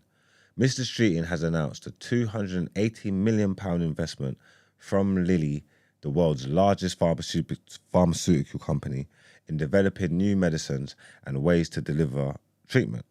The plans will include the first real-world trial of the drug's effect on worklessness, productivity and reliance on the NHS. Mr. Streeting said obesity was not only placing a significant burden on the NHS, but also holding back the economy. He wrote, as a country, we are eating more, eating less healthily, and exercising less. The costs to the individuals are clear: a less healthy and shorter life. Excess weight is linked to a host of deadly health conditions, including heart disease, cancer, and 2-type diabetes. About 40% of the NHS's budget is spent on preventable health conditions, a figure forecast to reach 60% by 2040. Last month, forecasts suggest the number of workers on long-term sick leave would increase by more than 50% in 5 years. He also said the long-term benefits of these drugs could be monumental in our approach to tackling obesity. For many people, these jabs will be life-changing, help them get back to work and ease the demands of our NHS, he wrote. But along with the rights to access these new drugs, there must remain a responsibility on all of us to take healthy living more seriously. The NHS can't be expected to always pick up the tab. He highlighted plans to ban junk food adverts targeting at children and reform the NHS to focus more on prevention of ill health. There's a chart here, but I don't know. Are you showing this? Do you think banning junk food ads is going to have an impact? They need to ban junk food. I think banning junk food will have more of an impact than flipping banning the ads. The ads ain't even that bad. I watch American TV. The ads are crazy. The ads are crazy for junk food in America. You know, like England ain't even that bad. You watch American TV and you see the ads that come up, and it's like, God damn! But Then you can get 4 burgers for $2. you 10 fries. You don't believe in the efficacy of ads anyway. In what sense? Well, I don't. Forget. I don't. Even Can you remember your take just the other day?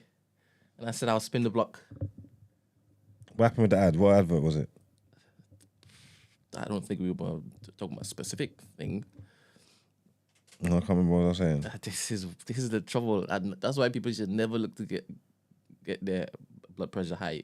Like I argue with you, because tomorrow, Go on, let's go. you two even hold the same position. Why? What did I say? You were arguing that ads don't like affect you. Don't So affect you me. basically then just extrapolated that and just covered the entire world with that particular take. Oh, but ads don't. Yeah, don't worry. Now you're basically suggesting that, yes, they're pumping these ads into the American airwaves.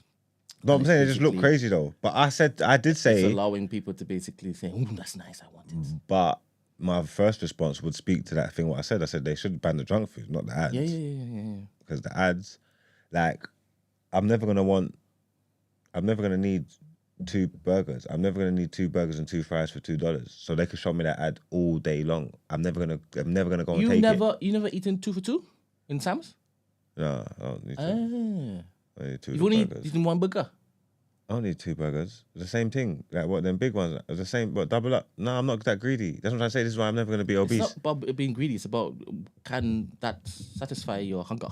Yeah, but And if it doesn't, then you're going back in the shop and buying another one. I prefer variation.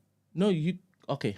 I prefer- You're saying that you don't want 2 of the of same each, thing. You just go and get something else. Yeah. I prefer Would variation. that be the same with that vegan restaurant that came outside of the studio and whipped up the bowl of heaven? I'll probably want some variation. Even when I go on, That whole bowl has variation in it. yeah, no, it's It's just crazy. But times even 2. you see, like, even if I'm using like Deliveroo or Uber Eats, yeah, that promotion that they do where you just buy 1 get 1 free never really works for me because like I don't want like you're gonna give me the same thing twice. Like, I hear you. Like I'm not. Sorry. I'm sorry. I'm a little puzzled only because I see it as a quantity thing, but not in the manner in which it is that you are meaning it. I'm just seeing it as just take a bowl of whatever you want. That's nice. There you go, and you empty it out in a plate, and it doesn't fill the plate. So you get and there's another another bowl and it's put there, and now they're giving you a plate to you. You're yamming that. Yeah, when you put it like It's that. just presentation. Yeah, so maybe it's just how you present it, but I don't need to. I don't never buy 2 of the same thing. That's for me. I get what you're saying, but maybe it's just the way my brain processes it. I don't never want 2 of the same thing. Like I don't understand why I would need that. But women is fine. Yeah, of course. Always. Of course. Women, Not with your food. Don't play with your food. don't play with my food, baby. Play with cat. I don't play with food. Don't play with food. Let's get back into topic. Questions.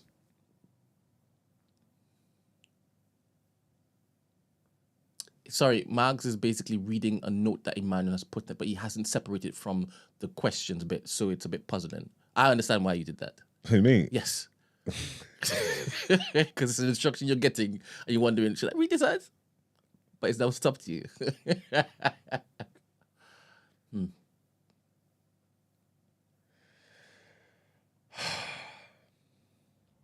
All right, anyway. So we've got questions If anyone wants to jump on the Discord and get involved as well.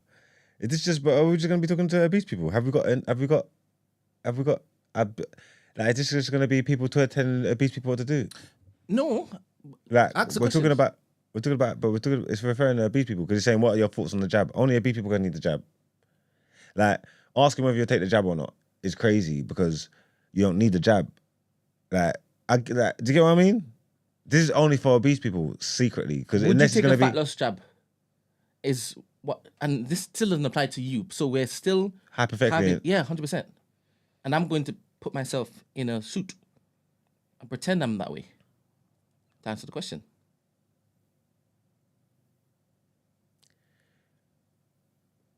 People take fat loss pills. And they take Ozempic. Yeah, and they take the whole fat out of their body and cut it out. It's all the same shit. Yeah, why wouldn't you take the fat loss? Why wouldn't you take the fat jab if it works? So you take it. If it works, I guess so. What's it going to do? Just dissolve fat in your body or just burn it everywhere or something?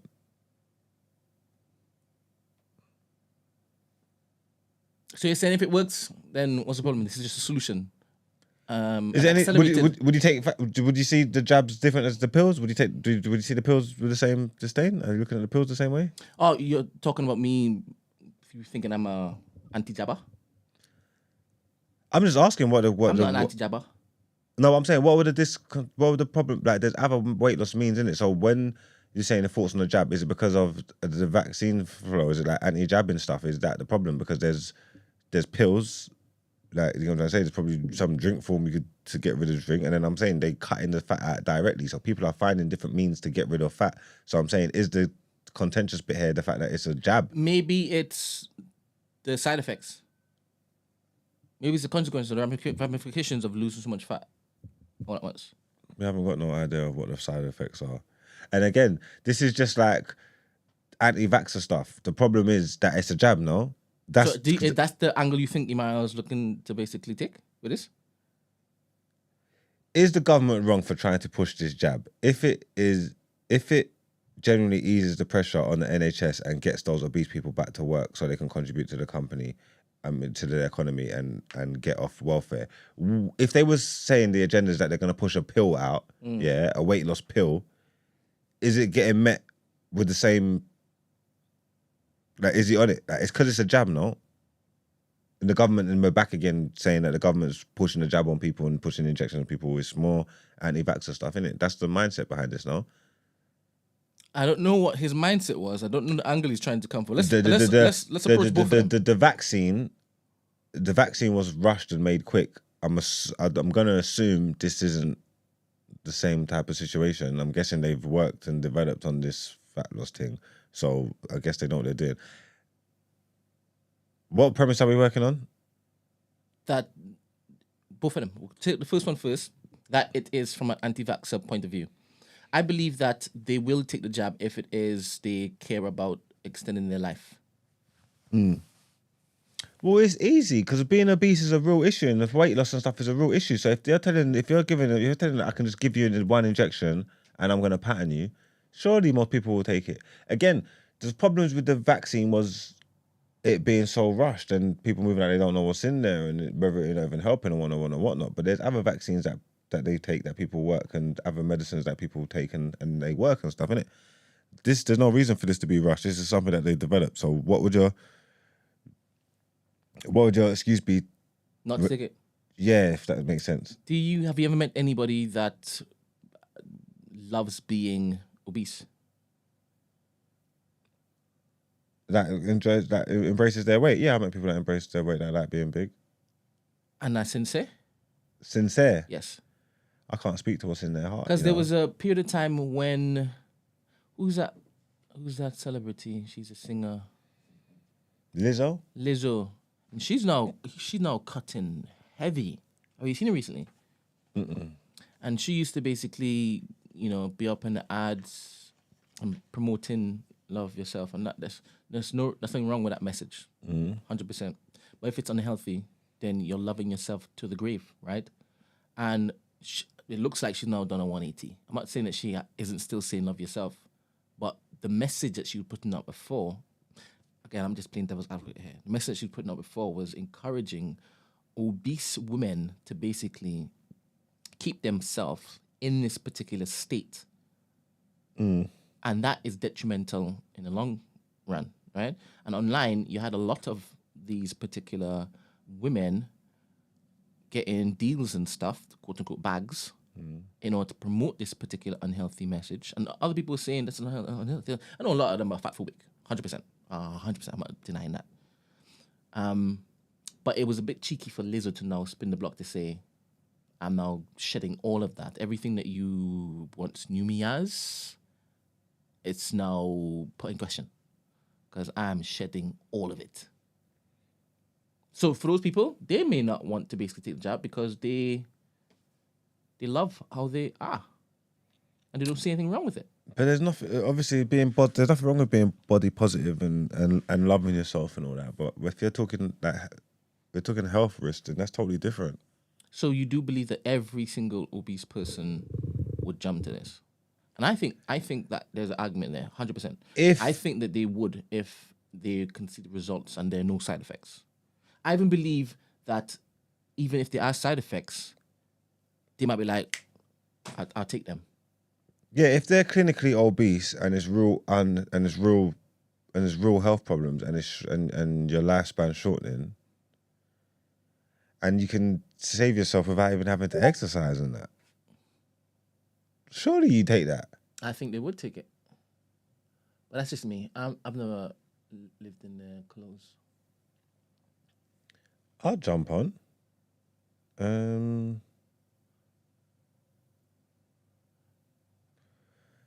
He says focus. Oh, here she is. Who? Lizzo. Picture of Lizzo. Somebody's just supplied it. Who's this? Ed. Focus on the obesity that is preventable and increasingly getting worse.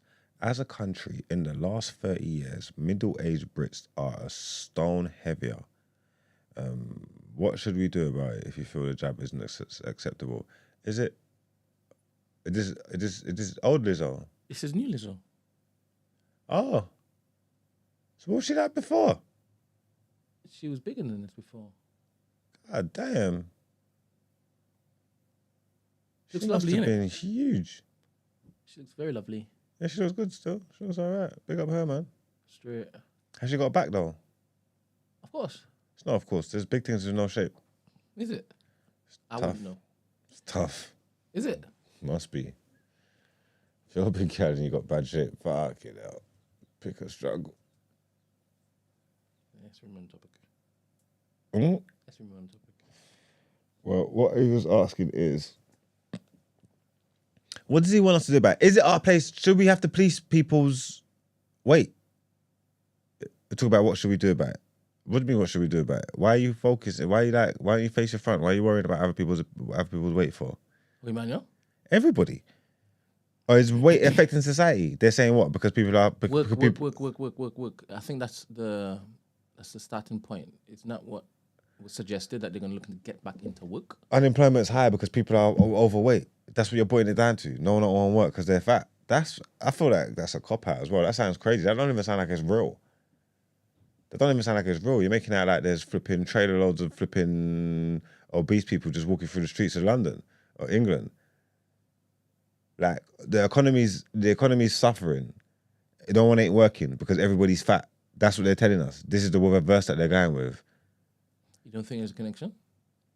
I don't buy it, man.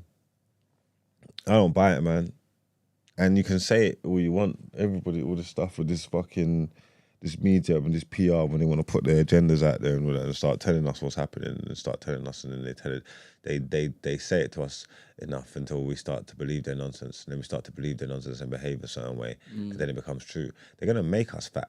Like, I don't really see obese people like that. Like, really. Like, and now you start making out like there's some pandemic going on in the world. Like, is it our place to police everybody, like, to make people exercise? We can talk about what you're going to do about it. If they're not going to take the drug, like, what we're going to do about it. Is that our place to make people exercise? Then you can say that about everything, right? Is it your place to get, like, impoverished demographics into work? Is it your place to basically look after the welfare of your citizens? Yes, it is. That's your job as government. There's people that are fine that are clinically overweight. If you look and you checking BMIs and things and residents, like people's weight is different. You know what I'm trying to say? Like when you talk about welfare and helping people get into the workforce and stuff like that, and helping people that can't do for themselves, that's totally different to preying people's waistline or watching how many donuts a man's eating. And just because you're telling us it's affecting the economy, but is it really though? Sorry. Why did they start putting health warnings on cigarettes? Because it causes cancer. And what happens when it is that people are riddled with cancer? An entire workforce or entire generation. They die. And then you have less people to basically work.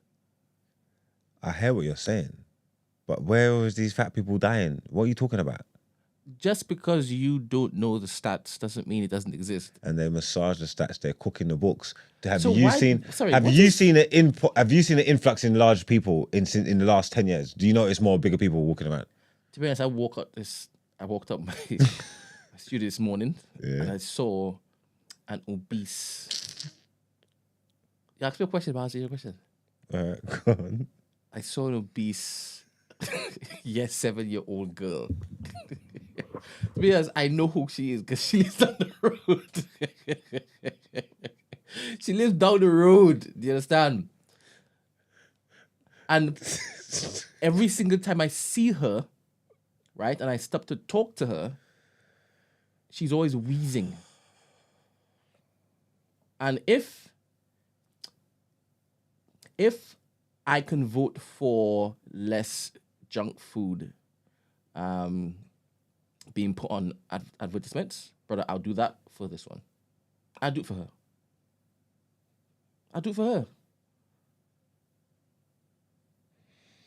I think there should be a responsibility for your primary school, for your secondary school, anywhere where they are taking care of these particular children. I mean, they're responsible for taking care of their minds, right? That's good. They So started. That's why no not? one didn't moan Jamie Oliver. We did moan at Jamie Oliver. Jamie Oliver changed school dinners for life. Took all the sugar out of the drinks. You get what I'm trying to say? Sugar tax and thing. You get me? Then he's trying to prevent it starting from early, from the youth. That makes sense, from kids and stuff like that. But telling full-grown adults what to do. But again, saying that everyone's not working because they're obese, is that true? Like, I don't know if that's true. I don't bro. know if Like, I genuinely, I don't know if they're that's true. saying everybody, and I do believe that isn't just an morbidly obese level because I don't think they're even going into work. Well, this is what they're cooking. They're cooking the books. When you do that BMA, there's people that present totally normal. That if they went and done their thingy check, they're going to tell them that they're overweight and they're ready to let's die. not use the BMF stuff. No, what I'm saying, what they're BMI probably stuff. they're conflating stuff. They're probably cooking the books. All the stuff, the people that they're saying like that's clinically overweight or this, that, or is it there? I don't think it's because it's the all obese people. You say Mark, everybody's I don't know walking what around you're like saying. I don't know Cartman. what you're saying. England is known for the flabbies. There's only America's known for a thing. No, that's just amplified. That's just a larger scale. There shouldn't be so many.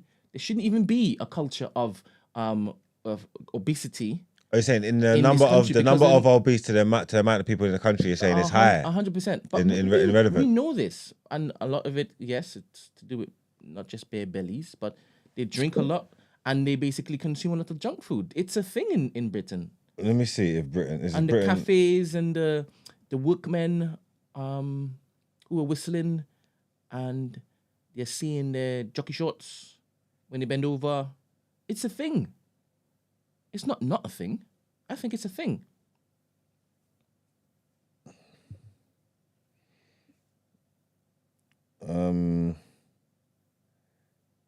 The highest rate of obesity. I don't think England's top 10. Oh, shit, what's wrong with your Wi-Fi? What's this? What the hell? Sorry, Brent. It's not me. It's just reading the Huh? for the people. Yeah, no, I need the numbers. I'm trying to find out what country's got the highest rate I of can just obesity. ask me and I'll find it. Oh, there you go. Sorry, Brent. All right. Because knowledge is power. Need information. I don't know if England's up there.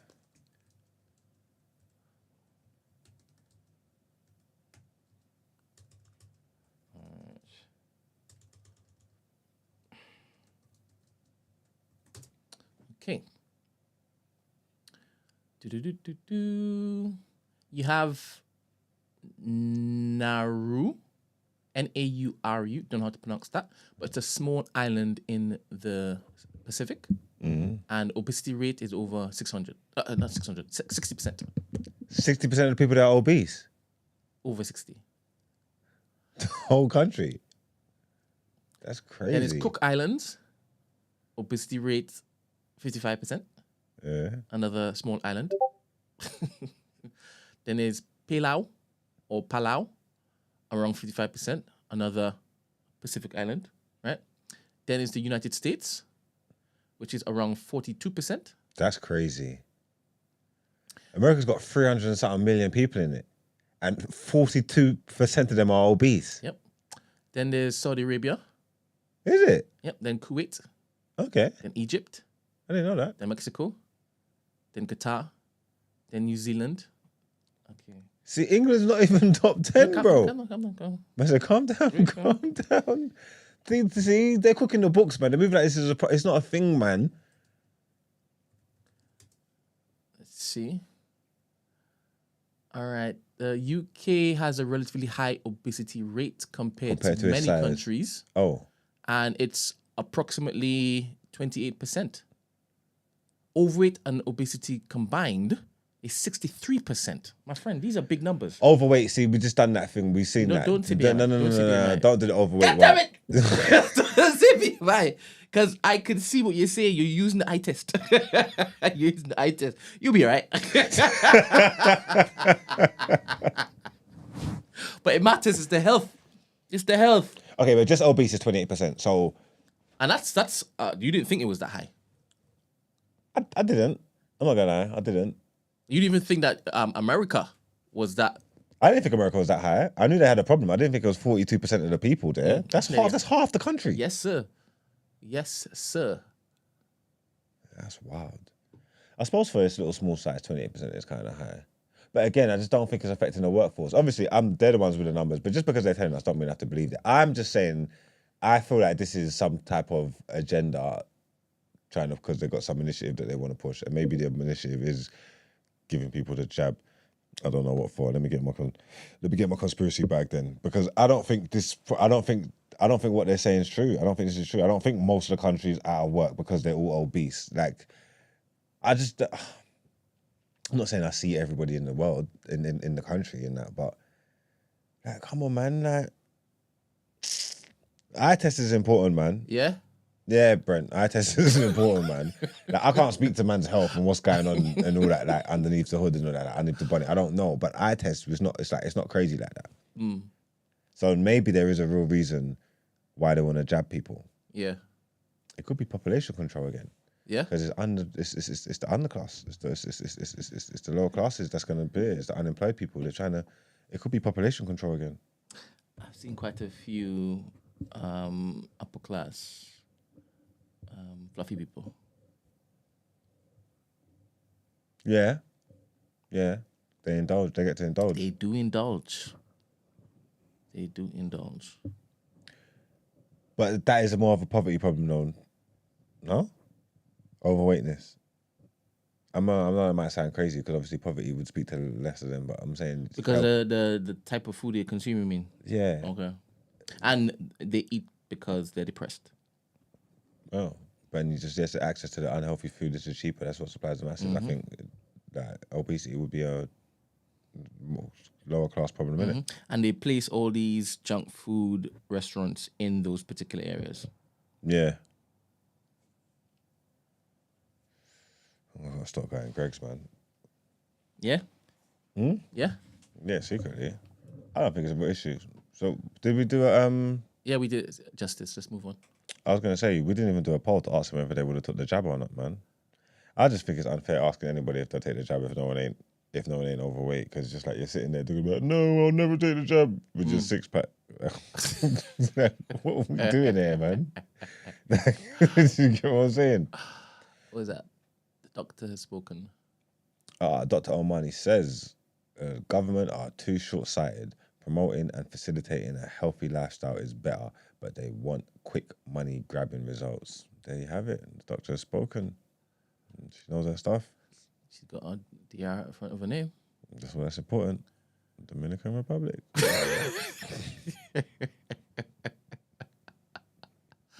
Fair. Let's get into our next headline. All right.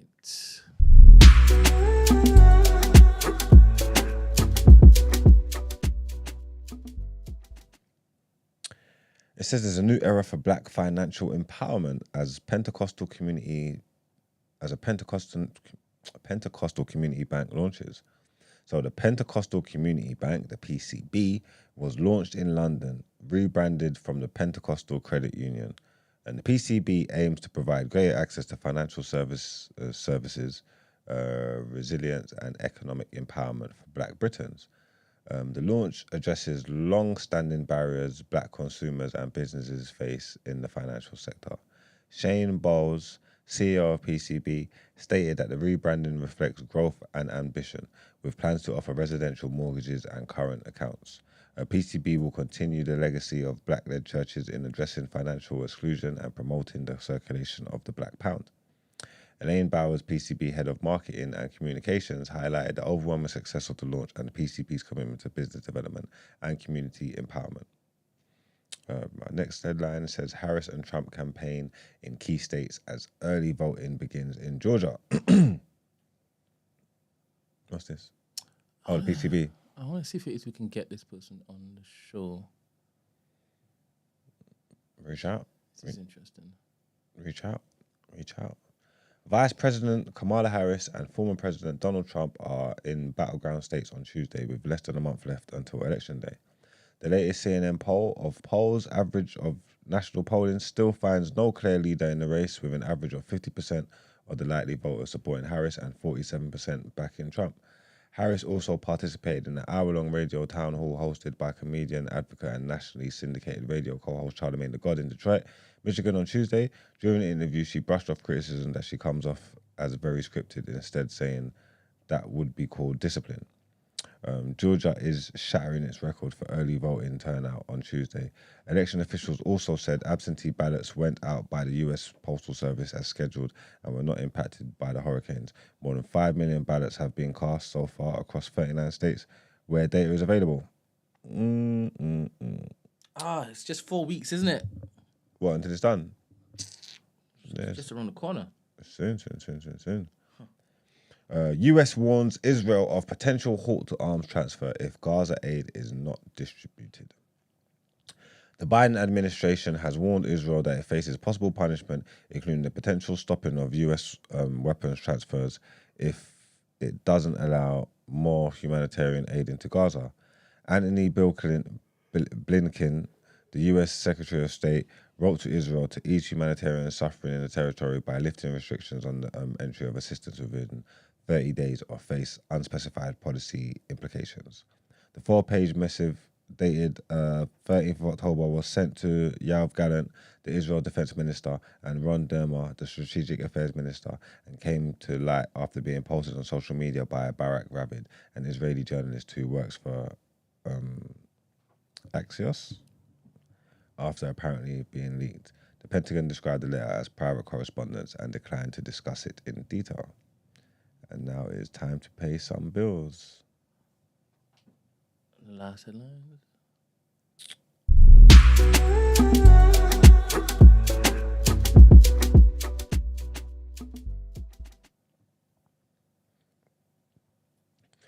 Our last headlines for today says Ukraine denies supplying drones to Mali rebels. The Ukraine denied allegations of supplying drones to rebels fighting the Malian army and Russian-backed mercenaries. Le Monde reported Ukraine drones were supporting the Tuareg rebels, receiving discreet support from Kiev. Mali's junta-led government switched alliances from France to Russia in 2022, but has faced continued unrest. Mali, Niger, and Burkina Faso accused Ukraine of supporting terrorism after Ukrainian official mentioned offering support to rebels. Ukraine's foreign ministry rejected accusations of involvement of supplying UAVs to Malian rebels and denied arming or supporting a terrorist coalition. Ukraine called for an end to spreading false information influenced by Russian propaganda. In late July, heavy losses were reported for Russia-backed fighters and Malian soldiers in clashes in Tuareg rebels, with Tuareg rebels and Al-Qaeda-linked fighters in northern Mali. Mali cut diplomatic relations with Ukraine in August, accusing it of violating sovereignty. Russia invaded Ukraine in 2022 and has sought influence in Africa amid Western isolation. Our next headline says, Trump's bizarre music session reignites questions about his mental austerity. Okay. With President Joe Biden out of the race, Democrats have started questioning the mental fitness of Trump, who would be the oldest president in history if he wins in November. Trump was in Oaks, Pennsylvania to host the type of town hall event his advisors hoped would keep him on track talking about his policy positions, but the evening quickly took a bizarre turn after two rally goers had medical issues. Rather than continue after paramedics assisted the two people, Trump instructed his staff to just play music from a playlist he has personally curated. Who the hell wants to hear questions? Trump said at the event, where the entire point was to take audience questions. What followed was more than 30 minutes of Trump swaying on stage and doing his well-known two-handed dance to some of his favorite songs. This is the weirdest church service I've ever been to, a first-time rally goer said. Generally speaking, Trump supporters in attendance said they enjoyed the moment and saw it as a chance to connect with their preferred candidate for a president. Harris wrote on social media, I hope he's okay, with a post from her campaign that noted Trump looked lost, confused, and frozen on stage. And our last headline says, Meta must face US state lawsuits over teen social media addiction. Meta's Facebook's parent company, faces lawsuits by US states alleging its platforms cause mental health issues among teens by being addictive. You know, teenagers are addicted to Facebook. Now, what year do they think this is? All right, cool. A federal judge ruled against Meta's attempt to dismiss the claims with lawsuits over 30 states, including California and New York. Judge found that Section 230 partly shields Meta, but allowed most of the case to proceed due to allegedly misleading statements by the company. The judge also rejected motions by Meta, TikTok, YouTube, and Snapchat to dismiss related personal injury lawsuits by individual plaintiffs. The ruling allows states and plaintiffs to seek more evidence and potentially go to trial, though it's not a final ruling on the case merits. Lawyers for the plaintiffs called the ruling a significant victory for young people affected by harmful social media platforms. Meta disagreed with the ruling, but mentioned efforts to support parents and teens, including the new teen accounts on Instagram. Other social media companies did not immediately comment. The states seek court orders against Meta's practices and unspecified monetary damages. Numerous lawsuits accuse social media companies of designing addictive algorithms causing anxiety, depression, and body image issues among adolescents and failing to warn of risks. And we need to pay more bills. Just to remind you that Meta includes Instagram and WhatsApp. Oh, does it? Yes. Okay, but they said Facebook. Oh, no, they said Meta, actually. Oh my gosh. That's what they said. But, Oh my god. If it is that you didn't basically correct yourself, you know there'll be people out here who would just believe you about what? when you just said that. They said Facebook. You're a trusted voice. You did say Facebook. You want to read it again? Meta, Facebook's parent company. Did you see? Okay. So it said Facebook.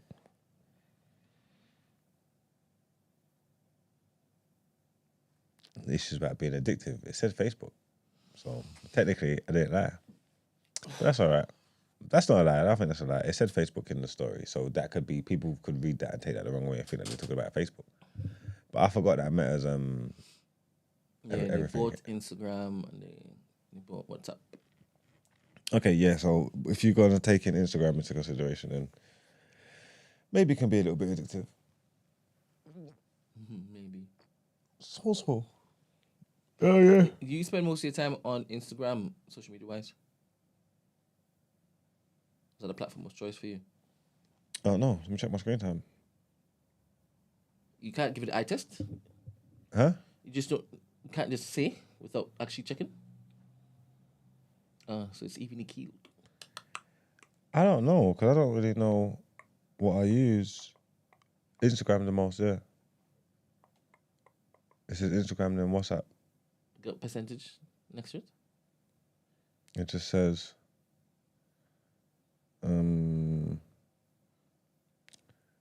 it just says screen time All right, what's the number? on Instagram. Yes. 7 hours. And what's up? 3 hours. And what is X? 25 minutes. That's just today, right? This week, yeah. Okay, wait. That's this week. Okay, wait. Can I go back? Daily averages. No, I don't think. Wait there. I don't think I can change the time. But even so, that shows you what day we're on. Wednesday. We're on Wednesday. Yeah. We're on Wednesday, and I've been on Twitter for 25 minutes. It's crazy, right? Snapchat for 30 minutes. Even Safari only 40 minutes. I haven't used anything. Basically, I've been on YouTube for 3 hours, WhatsApp for 3 hours, and Instagram for 7 hours. All right, so that's from Sunday to Wednesday, right? Yeah. So you touch grass. I'm outside. How about the game that your men play, football? But FIFA and that. yeah. I ain't played this week. I ain't touched it this week. I ain't turned it on. I ain't played my PlayStation this week. Okay. I'm very much a man of the world, you know. Like, I'm outside. Still, the numbers suggest that. Yeah, I'm outside. That's why online stuff don't really affect me, because I don't really that's not where you get me? That's not where I be getting my information from. I'll be touching grass. Yeah. YouTube would be my highest. Crystal babes. Stronger than that. YouTube. Well, yeah, but I think my Instagram's probably that high because I just done an event and I've been on there and that's probably average. Don't go like that. No, Don't do that. Don't do that. It's not that high, man. Don't do that. Besides in the books. Nah. Don't do that. It's average. Because it could show you last week. You Can it? say you had an event too. You have an event every single week. I've got an event every weekend week. for the next few weeks. Still, I can't even lie. I got events. I'm busy, man. This is it. I can't lie to you, man. I'm busy. And I'm gonna be even more busier because I've got more things going on. Amen and amen. Who's this? Amen. See? And amen. Emails, man. They're bothering me, man. All right, let's move into reaction. Who the hell is...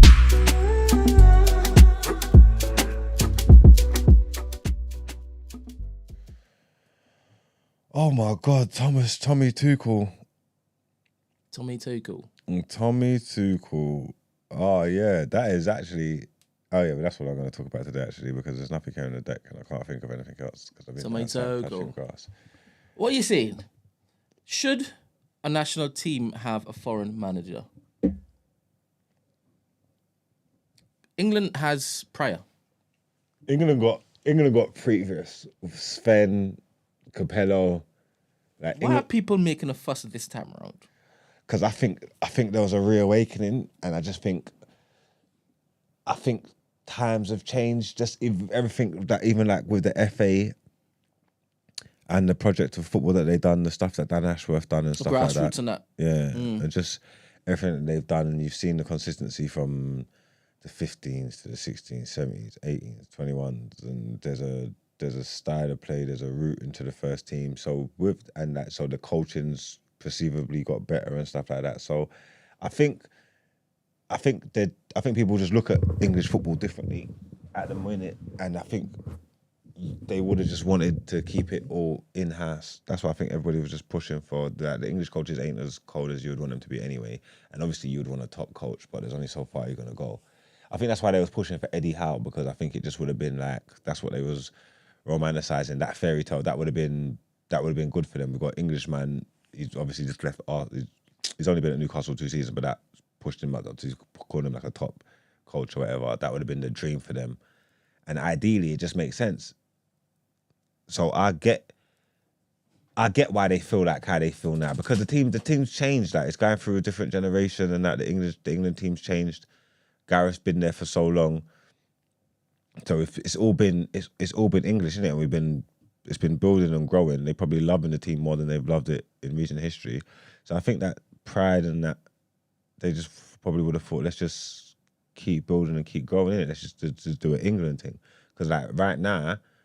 Obviously, that Tuchel's a top manager, and I'm surprised he even would take the England job. But he's a German man. Any success that they get now, It's tainted. who do you give the credit to? Germany? Is that what happens? I don't know. I'm just saying, it's too cool, isn't it? Like, if it was Gareth Southgate, that was Gareth Southgate. It's not even like he was a flipping super duper top boy like that. Was he playing at Middlesbrough and that and ready to take like his career wasn't even the craziest, but he was English, he was British, he was getting to them finals. Like Southgate did that. That's facts. You know what I'm trying to say? That's born and bred, that's homemade. you can accept that. If Tuchel comes and patterns England up and they're moving all crazy now, what is it? Is it the German model? Like what is it? Like what is it? You know what I'm trying to say? There's something to be said there. I can see why people would be chatting shit about it. I'm surprised that he would do that himself.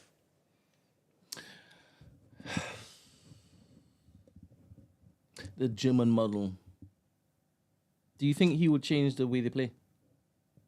To England? Yes. Yeah, of course. What should we expect? I don't know, because I ain't really super duper follow him that closely, but Greek, maybe Greek can tell us. I don't know.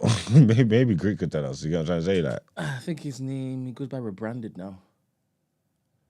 Rebranded, if it is that you can join the Discord to let us know about Tommy Tuchel. Is that how you pronounce his name? Tuchel? Tuchel, I think. Tuchel, I believe it Tommy is. Tuchel? What can we expect, Rebranded? What can we expect?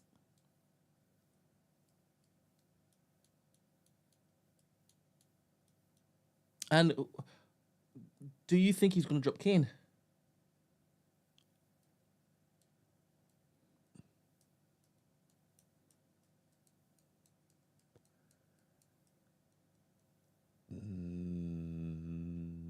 No. So what do you think he's going to do differently? I mean, he's just going to play his style of football, isn't it? The way he sets up. Does he play through it in the black and that? Rebranded says Palmer about to lock down that left wing spot. Saka is going to be sticking to overlapping him. What? Do you think that'll be a good... That's what Rebranded said. Rebranded is Greek. Formerly known as Greek.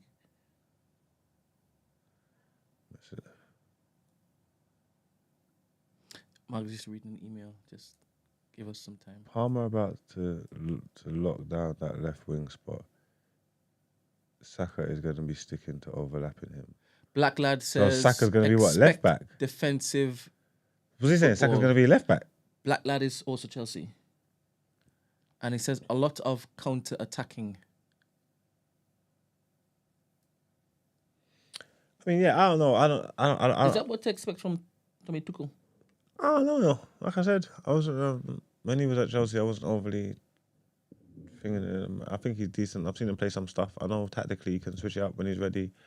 Seen him, yeah, try and change things and that. So I don't know if he's a one-trick pony or whatever, but I would expect the style to change because he's got his own style to play and his own thing. So I suppose it would be decent. I suppose it would be all right. He's a good coach. I didn't know whether this would serve his purpose. Like I thought he would have a bigger appetite for football.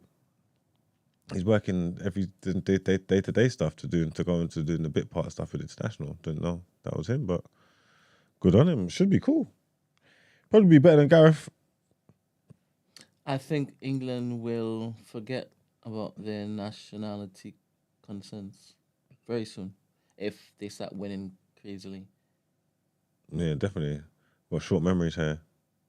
Yeah, because I believe that some people don't even remember that they've done this before. He sent the videos. What's wrong with this guy? Sorry, people. It's all right.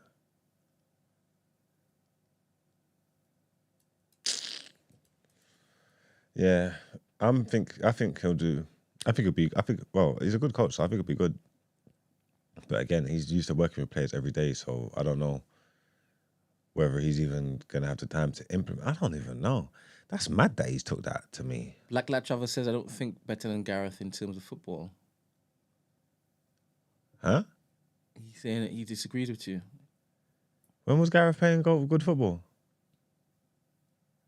Like, he improved it a bit over the last 2 tournaments. Like, and obviously, but again, if you look at the game, like, Gareth's not known for his football like that. So if he's not going to improve it over, that means you would say Gareth. That means you think Gareth would be a better job in club football than Tuchel. I don't see it. I don't see it at all. But yeah, that's it. England's got Tuchel. Big up to them, man. We'll have to see how that works. Lee Carsley's sick, boy. Lee Carsley was nearly in the job, and then he came with this crazy formation and got bopped by Greece and just killed himself. He's sick. Did he correct it with the next game, though? Oh, Finland. Damage was done. No, I don't care about all that. No, I don't care about all that. So yeah, that's it, man. That's the end of the reaction. All right, then. And there's no done here today. Then, all right, wrap up.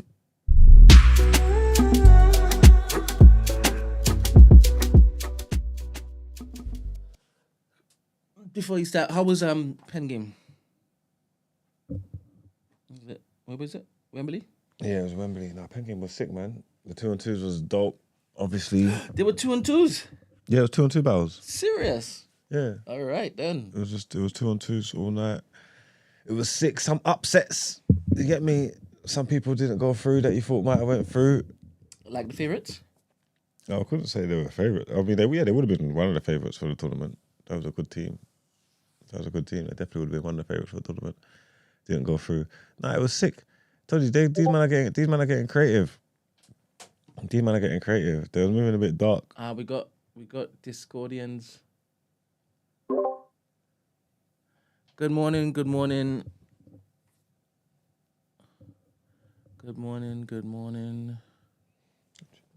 Jamaica.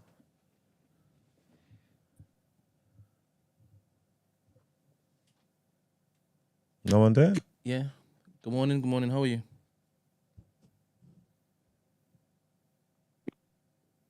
I can't hear anything. We can hear you. What do you say? Good morning. Oh, morning. So I can't hear anything. Can you hear us now? No, yeah, I can hear you now.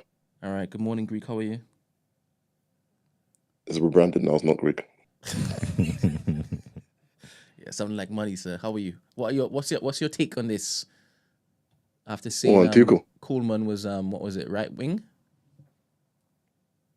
Yeah, that was a mistake. I'm busy, so I'm not paying attention. But nah, I think England are now favourites anyway for the next World Cup because Tuchel's a pretty good cup manager. You saw what he done in 2021, and also after that, he brought Chelsea to 2 domestic finals. So with the team that England got now, I think they're probably favourites. I don't support England, so I'm not happy about it. But you think they're favourites? Because they've been favourites for 3 tournaments now. No, but Gareth was always there, and Gareth was, let's be honest, was always unproven even before taking the job. Yeah, you walk into that same England team, how they've been in the last few things. You walk into a tournament with Tuchel there, they got to be favourites. Literally, they got to be. How else? I don't see it getting cut no other way. Serious? Well, you're not buying it. Yeah. No, I'm not buying it. Who else? There was favourites walking into the tournament with Gareth Southgate. I just asked you that question. Wouldn't they favourites before? What's the difference? Exactly. Okay, in there. But nothing's changed then. I see what you're doing. Okay, yeah, no, you might be able to. Can't speak to Tuchel's efficacy if it is that was what it was before anyway. Makes no difference. Okay, I'm with you. Makes no difference. But they're in a stronger position with Tuchel. No, not really, because look at the 2020 to 2021 season. Before Tuchel joined, we had Frank Lampard. He was an awful manager. The same team, Tuchel took them to the final and won it. So it's similar with England also. So he's taken somebody else's team and he's probably going to take them to success. And also he has a year and a half to actually mold the team to how he wants it to be. So conflicting thoughts here. So, do you agree with him or not? Because I said something, you was like, no. And then told me why. And then told me why what I said made sense. And I was like, okay, that's confusing. They're definitely in a better position with Tuchel than no. They are, yeah. I'm not Rebranded? This rebrand? This rebrand? It's stuck. The firmware update is stuck. Literally, I can't really hear what you're saying anyway. I told you at the start of the call. So Don't worry. Greek, thank you very much for your contribution. rebranded. Rebranded. Have a pleasant day. Later. Cool. All right, bro. All right. Pen game 2-2. Yeah, 2-2. There's some upsets. It was just dope, man. I'm not gonna lie, man. The Peng Game thing is just dope. You don't need to pull up. If you ain't been before, you need to go. I don't know why people wouldn't want to have fun. I don't know why you wouldn't just want to have fun. It's proper sick still. Like after the fact, like there's just nothing. There's nothing going on. There's nothing out here going on like this in the, There isn't. in the world. Yeah. There's R&B Slow Jams and there's Pen Game. That's it. And the thing is, you will have audience members going to both. You understand? Yeah. There's crossover. The people that got R&B This is it. probably come Pen Game. This is You it. get me? It's good. It's a good crowd. It's a good crowd. So yeah, nice fun. The next one, the semi-finals, is 10th of November, I think. So that will be good because obviously the four groups that are left that's gonna be good actually because that's gonna be good. I don't know what's gonna. It's gonna be tough. There's gonna be good battles, and obviously when they start them tournaments and they watch everybody and they see everybody do, they know they've seen what's happened in it, so they know they have to. If they wanna elevate, they gotta go harder. So it'll be fun to see what they come up with. But I got a show in Wales. Is it this weekend? Next weekend? They've got to bring a battle up there in Wales as well. Wrexham or something like that. And then I've got to go and do money. I might not be here for the next few Mondays still. I'm going to be real with you. The next few Mondays, I think I'm gone. You won't hit this Monday, so. Huh? You won't hit this Monday, so I'm used to it. That's what it is. Sunday nights, filming nights. That's what's so mad. I do so much in the week that I have to do Pen Game on the weekend. I ain't got no choice because I can't get it done in the week. You get me? Yeah, you shouldn't be complaining at all, to be honest. Why? You're in charge of entertainment for the scene at this point in time. That's true. Broad shoulders, bro. Do my part. You sure is that a thing? So, I'm trying to be 5 foot big. I'm proud to apologize. I'm not trying to be 5 foot big when I say broad shoulders. That's the truth with that as well.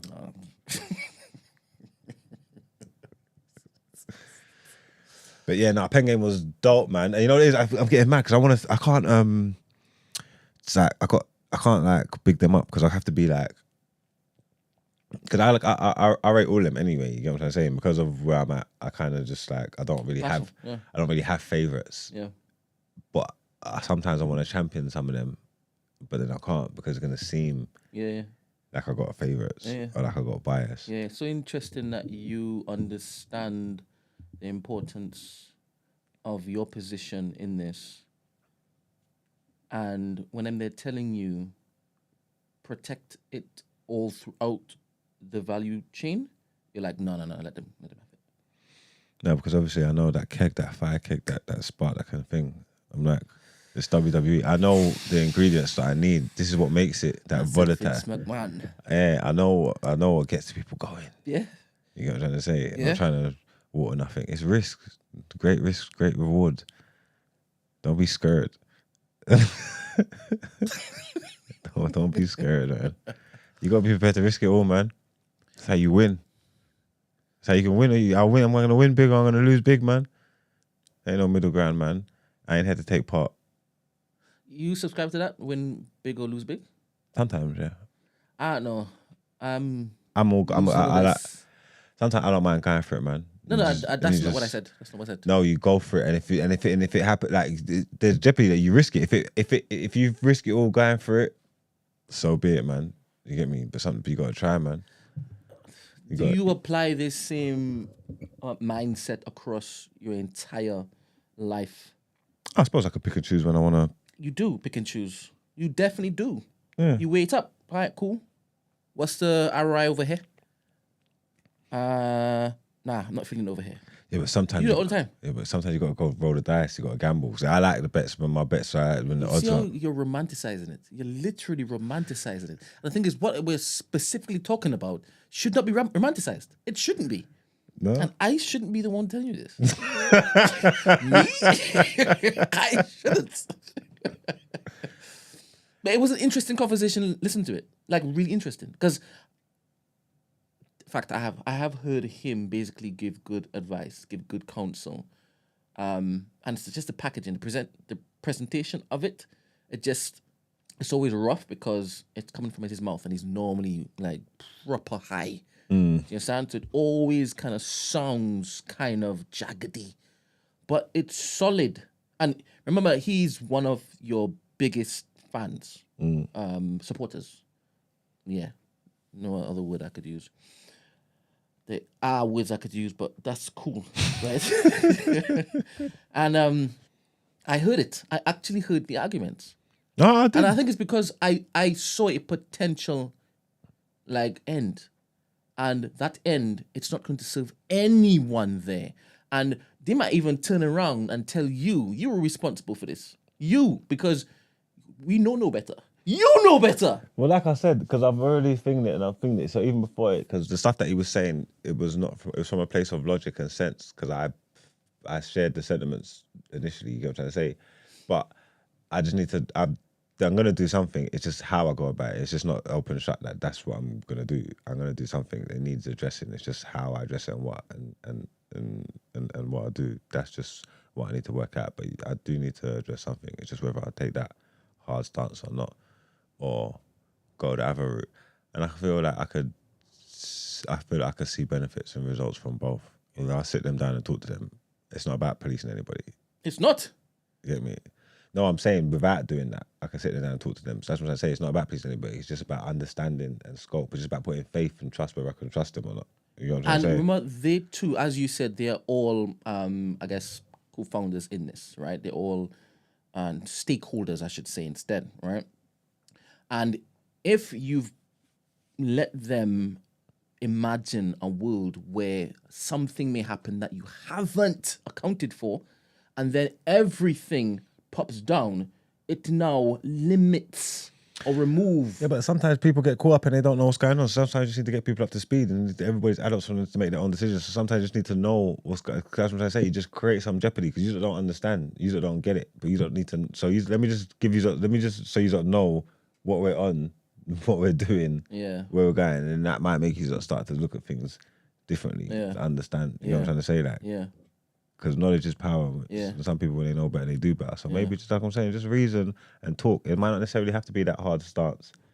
I just need to just have a conversation. Yeah, I don't think the hard stance is needed. I think I understand how it is that you've seen it as a hard stance, but it doesn't need to be a hard stance, as you said. It doesn't need to be. And that will serve your ego. I don't have an ego. All right, wrap up. We talked about a few things today. Well, and I can't remember none of them headlines. I reckon you do. No. Jog your memory. No, I'm gonna read them. I'm gonna read them on the top. I'm gonna read them When off you the read paper. them, you'll be like, oh yeah. Oh yeah. Oh, yeah. So when is it you read, you don't basically take in at the same time, or you just It depends because the way my brain works. But it depends what I'm doing. If I'm reading for me, then of course I am. I'm not reading this for me. Okay. I'm reading this for reading's sake. I'm not retaining information. So when you read aloud, you can't retain information? Yeah, if I was reading it, I'm not. You don't read aloud for yourself. What I'm trying to say Is is that what you do at home? Is that what you do at home? Not read out loud. Have I read out loud? Do I read out loud by myself? Do you use fingers to basically trace which word you're saying? No. Sometimes if I want to understand something. Show me how.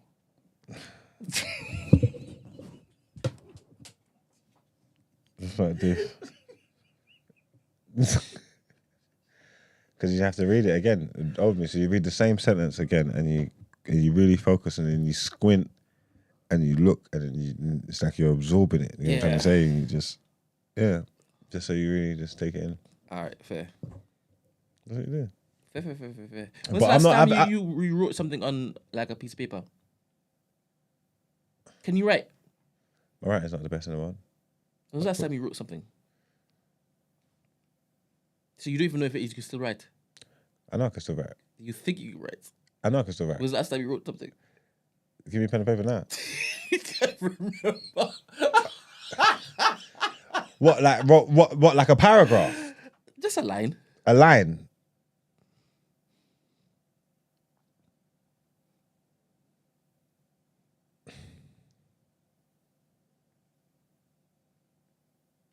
I wonder if this is an ick for women, a man that can't read or write. I wonder if it's too. I'm about to say, this is a side. I'm not talking about you, obviously. You can't read and write. But, allegedly, I wonder if it would be an ick. When would I have had to write something?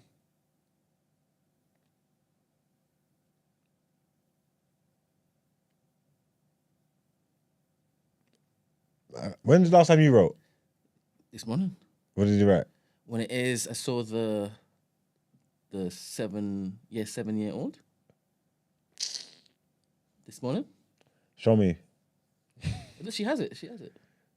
What did you write? I had to basically ask her to give her mother a message. What does the message say? 14 krong.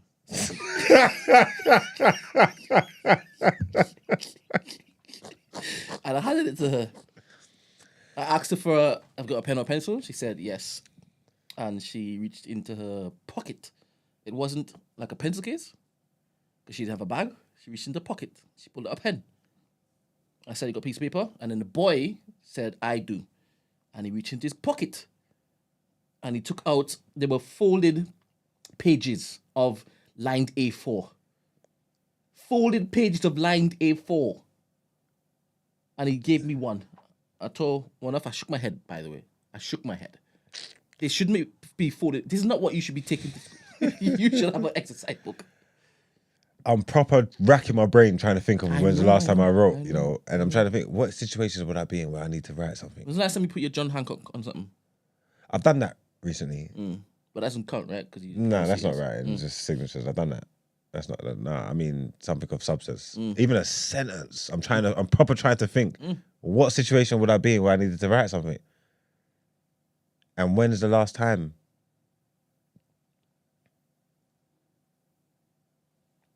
That's right. I don't write. Can't, you know? No, don't. No. No one ever said can't. No. Don't. That's weird. I can't tell you the last time I wrote. But my writing's not good anyway, so sometimes they used to get upset with me because only I can read the writing. Yeah? And they said they're not going to mark it because it's not chicken right. scratch? Do you do cursive? They said they weren't going to mark it because It's not legible. it's not eligible. And I said, are you stupid? And I read where it said.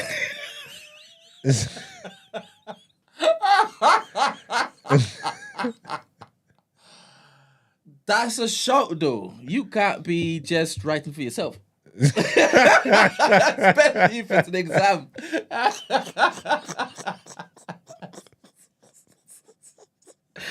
But the fact that you were able to read it and they were like, because that's early stage, innit?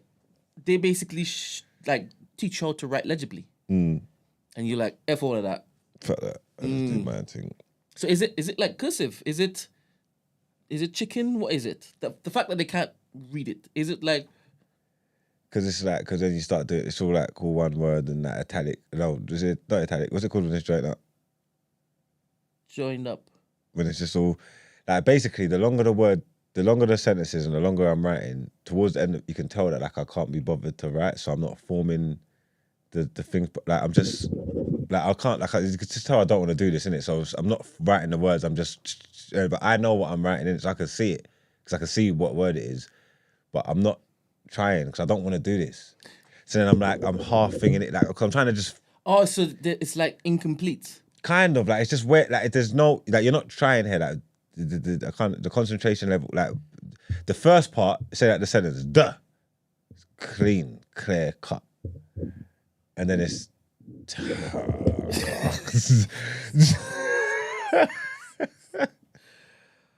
I just want to get this done, man. I don't want to do this shit. Like, I don't really want to do it. You know what I'm trying to say? Like, I don't want to do it. It's long. It's long. Have you seen your son's handwriting? Ah, it's very good. All right. It's very good. My son's got dope handwriting, dope reading, dope everything. He's like me. He's a genius. Good. Well, today, our Chancellor is eyeing 40 billion tax rises and spending cuts. So there's that. We spoke about obesity in our topic of the day, fat loss jabs, conspiracies. There was that. There's a new era in the rap game, Black financial empowerment. Shouts out Pentecostal community. They're launching a bank. Brent's going to go and find them, so hopefully we can get them on the show. We never had no word on the road or asking for a friend or people's journals, but we did find out that Ukraine are supplying drones to Mali rebels.